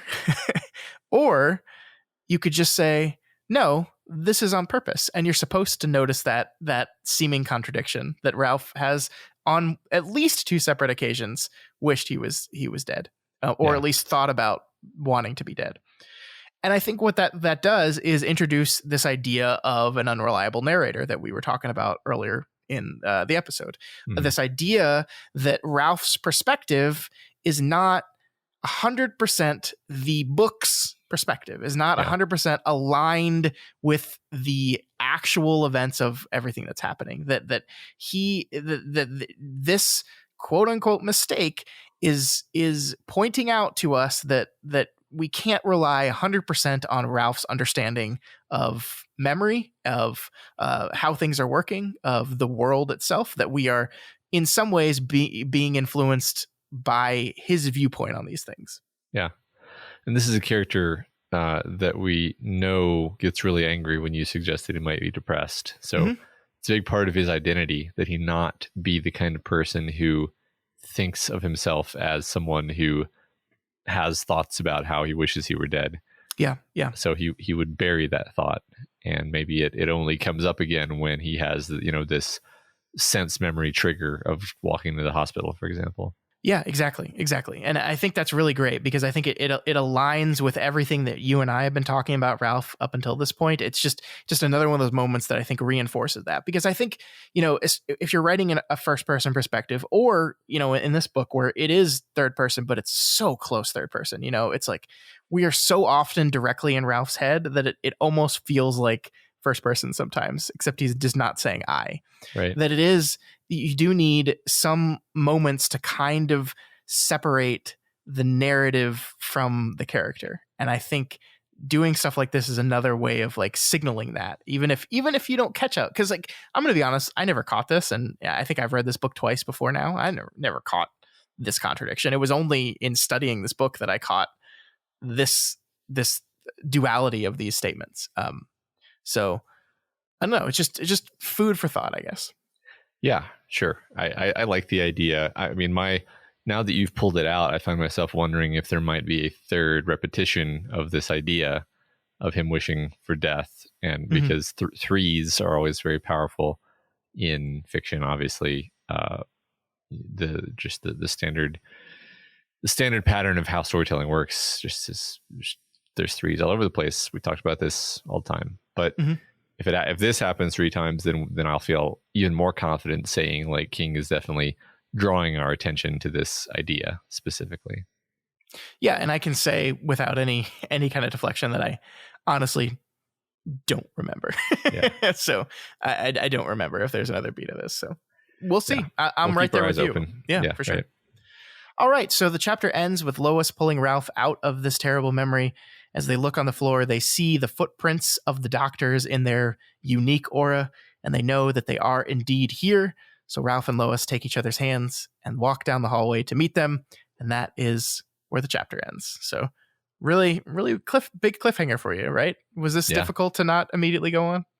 It was very difficult. In fact, because the audiobook is so bad at demarcating things, I may have bled slightly into the next section, but not so far as to mess anything up. How dare you, sir? I know. Well, not on purpose. Just it starts doing its music thing, and I'm like, all right. So based on my experience with this audiobook, that either means we've already moved into the next chapter, or we're about to in the next 5 minutes. Oh my gosh, so annoying. Yeah. Well, either way, we'll find out next week when we move on to the next 3 chapters. Next week's episode, we'll be covering chapters 17, 18, and 19 of the book. That's of the print version of the book. No idea which chapters will be in the audiobook. But like I said, we'll put the last line of the 19th chapter in there for you folks. Awesome. All right, let's head on to our discussion question for the week. This was a fun one, and y'all did not let me down. Y'all had fun with your answers, and I'm so thankful for that. Matt, what was last week's question? The question was, what would your aura power projectile device be and why? All right, let's read them. All right. Pear Jane says, as for my aura defense mechanism, mine would definitely be casting the malocchio, or in Italian-American parlance, the maloik, essentially hook 'em horns, but horizontal. When I was a kid, my mom ordered us to wear red clothes and or the hot pepper horn charm every time we went to an extended family reunion to ward off the maloik. I never figured out why she thought her dozens of cousins would be casting the evil eye on her, but in retrospect, I probably should have worn a lot more red in junior high. I might have had a better time of it. Anyway, if the evil bald doctor is coming for one of mine, he's getting a face full of Italian-American whammy distilled through the steel mills of Pittsburgh, Pennsylvania. State zitto, you little jagoff. That's great. Matt and I both went to A&M, so we can't say that the hook 'em horns is good. We're not allowed to contractually. I feel like if it's like horizontal though, that's sort of like how we do it in like the downward fashion, where we're like, insulting them. I guess so. So we sawed them off. So Pear Jane just like kind of like half sawed them off. Yeah, there you go. Walking Dude 22 says, aura projectile powers. What an oddly specific question. Yes, it was, Walking Dude. This is what happens when you can't come up with a question and the show's about to start. I suppose mine would work like the Peanuts in Superman 3. You know when drunk Superman starts breaking liquor bottles at the bar by flicking peanuts with his middle finger? The physics here is suspect, but it remains an interesting trick. I might also focus my energy into a ball in front of my sternum with both hands and give a toss while yelling, "Finish him!" like something out of Mortal Kombat. Excellent. I like the peanut flicking. And the middle finger is an important part of that. You need to flick with the middle finger. Of course. Yeah. I mean, obviously a chi blast is what I was thinking. Codonaho 89 says, I like to imagine that my astral defense mechanism would come in the form of a good, strong, backhanded slap. Imagine whilst confronting a little bald doctor, he's turning the air blue with his disconnected, disembodied stream of consciousness consisting little more than the ramblings of a foul-mouthed teenager, when suddenly he hears my disembodied voice scream in his mind, "Watch your fucking language and leave them alone. My pimp hand is strong, you ugly son of a bitch," as I backhand swipe in his direction, and a green stream of light spills from my fingertips, knocking him ass over tea kettle. It was funny in my head anyway. It was funny. It was funny in real life too. Don't worry. It was funny. I liked it. Brick says, I went to high school in the early 2000s when snapping at people to make a point, maybe while going, with pouty lips, was huge. So I think that would be my astral power. Just snapping some small bolts of bluest energy at Doc number 3 until he leaves my cat and wife alone. That scoundrel. Perfect. I know exactly what he's talking about. Me too. Yep. The early 2000s high school experience. I don't know if anyone ever did that to me in high school, but I remember it. Snapping every day, all through the halls, just a cacophony of snaps. It's not true. All 84001 says, well, because I'm incredibly crude, my first thought was aura power projectile device. That's what my wife calls my ding dong. Bing. Bing. Is that a Groundhog Day reference? Bing. But I feel like if I use that to shoot aura, bullets, semen, at tiny bald doctors, it might get me put on some sort of FBI watch list or something. And God help the innocent bystanders just watching. What sort of unforgettable scene would they be forced be forever forced to reimagine. I mean, you'd have to whip it out, right? I can't get aura all over my clean pants. Good luck getting that to the policeman, explaining that to the policeman. So instead, I go with the greatest weapon of war ever devised by a dad, the fart, with 2 firing modes, silent but deadly, for stealth missions, and Taco Bell for when you just need to peel the paint off the walls with hot, stinky aura. Doctor number 3 never stood a chance. Oh, all 84001. We value your contributions so highly. You really class up the joint with these sorts of answers. There are times in your life when you're like sitting there laughing at like a poop joke. And you're like, am I immature? And then we have answers like this that make you feel better about yourself. Yeah. That was great. I loved it. Next, we have Discover Weekly, who says, my aura projectile power device would be a cheeky wink. I can't wink properly, so I imagine the awkwardness of witnessing that as a janky projectile firing out unpredictably in a flash of brilliant purple and green. It scared away enough people to know a wink would be no match for Doctor number 3, although he might respect the randomness. I'm imagining the famous wink from the WandaVision meme. Yes. Which forget all of the character names now, but you know what I mean. I'm doing it right now, even though I'm not on camera, and I did it like 4 times while you were reading. One of the things I'm enjoying most about these answers is everyone's also letting us know the colors of the aura as well. I didn't tell anyone to do that, but everyone's doing it. That's cool. Yeah, it's great. Emperor Fry the Solid says, I'd want a full-on bullwhip. Gotta get that wrist in there. Snap crack. Whoop-pow! Yeah. Sure. Ever since I was a kid, I wanted it to be socially acceptable to carry a bullwhip around because Indiana Jones.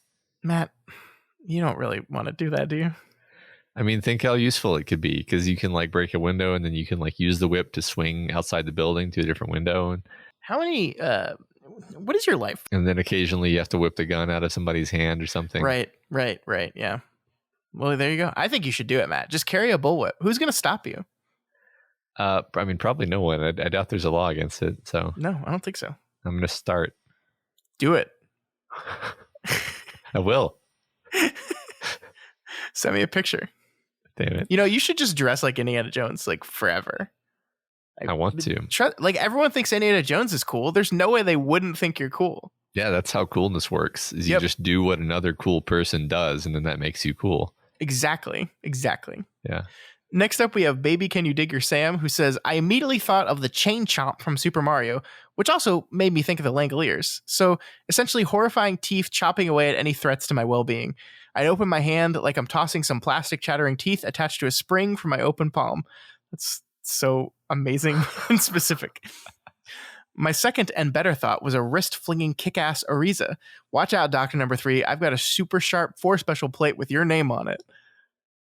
That's great. Now, Matt, you understand what the 4 special plate is, right? Because I know you had some problems with that. It's like you go to a diner and you say you want the blue plate special. Exactly. And they bring it to you on a plate with a really sharp edge that you can use as a weapon. You got it. You got it, man. You did it. Yep. I have really good memory. All right. Shortstop 88 says, I think my aura powered attack would involve me snapping my fingers. The way it launches out could also be affected with how I move my arm and flick my wrist before the snap. Sort of like fastballs and curveballs from baseball. I choose snapping because when I realized I couldn't snap my fingers when I was a child, I spent a week practicing until I got a good snap and never lost the ability. Meanwhile, no matter how many times someone told me how to whistle, I can't save my life to do it. Same. I'll teach you to whistle, Scott. But people have been trying to teach me to whistle for literally 30 years. It ain't happening. I've tried to teach my kids to whistle, and it's not working so far. They go on, but snapping has always looked cool when unleashing power. You can see this in the MCU's Endgame, as well as Harry Potter and the Methods of Rationality, which is fun because that's 2 references to that shortstop has worked in as many weeks. That's right. I wonder how the next one's going to work it in. Doing it for you. Yes, thank you. You can even see this in the, and then you and I sigh here, anime Full Metal Alchemist, where a powerful main character uses special gloves and alchemy to cause large bursts of fire with the snap of his fingers. Snapping just looks cool. That's what I would use for aura power fighting. And also Q snaps whenever he does anything consequential in Star Trek, The Next Generation. So this has been the nerdiest conversation we've ever had. But yes, that's true. I think there's a kind of singularity of nerdiness forming around that statement. Yeah. Yes. Gerardo says, my first thought was that I flick them, like when we were kids and we'd flick each other behind the ears. The way I envision this going down is that I assume the position with my middle finger cocked behind my thumb, and I thrust my fist forward towards my target. I maintain my position with my finger cocked as my oral force travels towards the target, and at the moment before impact, I release the flick, which clearly adds the extra punch that devastates my opponent. That was so specific, and I loved it. Yeah. I just want everyone to know that I'm sitting here doing all the motions that you're suggesting. Oh yeah, literally every single one of you, like we're doing them both. Like, yeah, you can probably hear. I thought about snapping while you were talking about the snapping, but I decided not to do that. Yeah, you can probably hear me flicking my finger. Just don't flick the mic. I'll try not to. Rob the Gob says, "Let's go ahead and get everyone listening with their kids to put their earmuffs on because it's going to get weird, or at least continue." We're too late for that. Yeah. Yeah, they take that into account because they say, or at least continue to. Now that we got that out of the way, I'm going with magical aura hip thrusts. I knew this was coming. No nudity necessary, but with every hip thrust, a dick-shaped aura projectile is emitted. And since this is my fantasy, I'm going a step farther. The harder the hip thrust, the brighter the aura projectile. So if I give a light push, maybe like a deep purple aura dick flies out. But if I go max thrust, I'm talking shooting for the stars thrust. That bad bitch is going to be a neon rainbow blinding any bald doctor within range if they so much as look at it. Also, I bet when you guys started this podcast, you didn't think you'd say the phrase dick-shaped aura projectiles. You're welcome for that. No, I honestly did not. And it's really our fault for making this discussion question. Yeah. So I mean, I'm not going to lie and pretend like when I asked this question, I didn't know this was going to happen. I knew, and I did it anyway. Yeah. This is fair. Yeah. We have Mokizuni, who says, the first thing that came to my mind for the aura-powered projectile device was Scarlet Witch hands. The finesse and the witchiness of those hands were mesmerizing. I know I could take down any little ball doctor or even the Crimson King himself with those hands. Now I'm doing the hands. She's really good with that, especially since all the cool magic stuff is not there. So it's literally just waving your hands around. Yeah, just twitching a finger every now and then. Yeah, it's really good. Walter Odam 19 says, my first thought for my aura powered projectile is the Kamehameha from Dragon Ball or the Hadouken from Street Fighter 2. These two are just so iconic in my opinion. Then again, I might throw a Sneech for good measure. Yeah. Sneech, a Sneech of aura, which can then follow the target and detonate. That's brilliant. It's great. Megs says, being able to zap people with your aura like Thor with his lightning would be awesome, but I think I'd have to go with shaping it into a disc and whipping that thing at the little bald doctors like Captain America, or like Susanna when facing off against the wolves at the end of book 5. If she can do it with real ones, I can do it with a magical one. Yeah. I love it. There you go. Complicated 9519 says, I'd say scratch marks, like how the old Jurassic Park 3 DVD/VHS tape cover has 3 claw marks across the title. That would be cool. But obviously I have 5 fingers, so it would be 5 slashes. Just imagine swimming your hands a few times and sending out a barrage of slashes across the distance. That's pretty cool. Complicated. I like it. It's cool. It's also very it seems like you took this seriously, like for maximum tactical effectiveness, you would actually want to put a lot of broad sweeping projectiles out into the field. So yeah.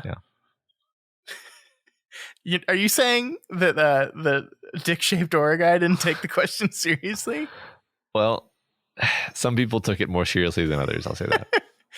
Next, we have Swan-Song76, who says, there are 2 types of people in this world, those who answer this question with Michael Scott-style finger guns, and those who are wrong. Bonus points if you follow up every successful attack with, that's what she said. Jeremy D says, my aura power projectile would originate from my lower abdominal area in a manner similar to the famous up on 2 heels belt grab pelvic thrust of the king of pop, Michael Jackson. Like a magical incantation, I must also yell hee hee for my powers to function. Magic bullets in surprise ought to render my target incapable, at least momentarily. Amazing. I like that there's two wildly different interpretations of the pelvic thrust attack. I do too. It's wonderful. Great. Aaron D says, while it's difficult to pass up the opportunity to finger blast my way through life, I feel strongly that my aura projectile would be to blow greenish aura smoke rings. As a longtime commercial cannabis grower and MMJ patient, my aura smoke rings would have the potential to do good rather than cause destruction. If I saw someone who is gloomy and doomy or otherwise depressed, I could blow a greenish donut-shaped cloud their way that would instantly improve their spirits and their appetites. However, if I found myself in danger or face-to-face with a filthy bald doctor who was trying to bogart my Snickers bar, I would use my aura smoked rings to evoke feelings of confusion and befuddlement in my foes while I regroup at Red Lobster. He's gonna eat those cheddar biscuits. Those are fucking good. Those cheddar biscuits. This man has his priorities in order. I love it. All right. Sigma says, I have returned to torment ye with an anime answer. Damn it, Sigma. I was actually going through the Soul Eater manga again because I picked up volume 4 of the Perfect Edition, which is a series of hardback re-releases of the series with an updated translation. I don't even... Okay. I don't know what that means. So they say Krona's pronouns are now they, them. Okay. That's cool. And it reminded me... They mistranslated it at first. I don't know. I guess. And it reminded me of how cool two particular characters are, Black Star and Dr. Frankenstein, often referred to simply as Dr. Stein. In the series, we have souls and soul wavelengths. When a weapon, a person who can transform into a weapon, such as a gun or a scythe, and a Meister, the person who wields the weapon, match the anime is so ridiculous. Match their soul wavelengths. They can work together to fight and unleash powerful attacks such as the Witch Hunt Slash or Screech Alpha. Their soul wavelengths have to align, otherwise the Meister isn't capable of wielding the weapon. However, both Black Star and Dr. Stein can basically inject you with their soul wavelength just with their hands. They put their hand out, fingers somewhat curled, and strike at you. Black Star unleashes a good one on the swordsman Yojimbo Mufune. He calls Black Star Big Wave. Dr. Stein calls his move Soul Menace, since he basically electrifies you, and the yellow or blue actually emits from his hands. I imagine my power would be something like that, but some azure blue aura shoots out of my palms rather than me having to engage in some fisticuffs like Stein does. I guess my aura power would just be ki blasts from Dragon Ball, but my immediate thought was Stein's Soul Menace. Sigma, you were like intentionally fucking with us at this point because you went on for a whole paragraph about stuff I don't understand at all and then just said ki blasts. Yeah, ki blast. Yeah. I mean, the funny thing about this is we've talked about this so many times, but this is a book where like a woman literally like makes a finger gun and shoots pellets of aura at people, which is fucking ridiculous. And yet when I read when a person who can transform into a weapon, and a Meister match their soul wavelengths, and I'm just like, oh my God. What's funny to me is like, this seems so ridiculous, and yet it's incredibly similar to the Stormlight Archives. Oh my God. It is. Is that spoilers? Are we gonna have to cut that? I don't know. No, I don't think so, because nobody knows what we're talking about.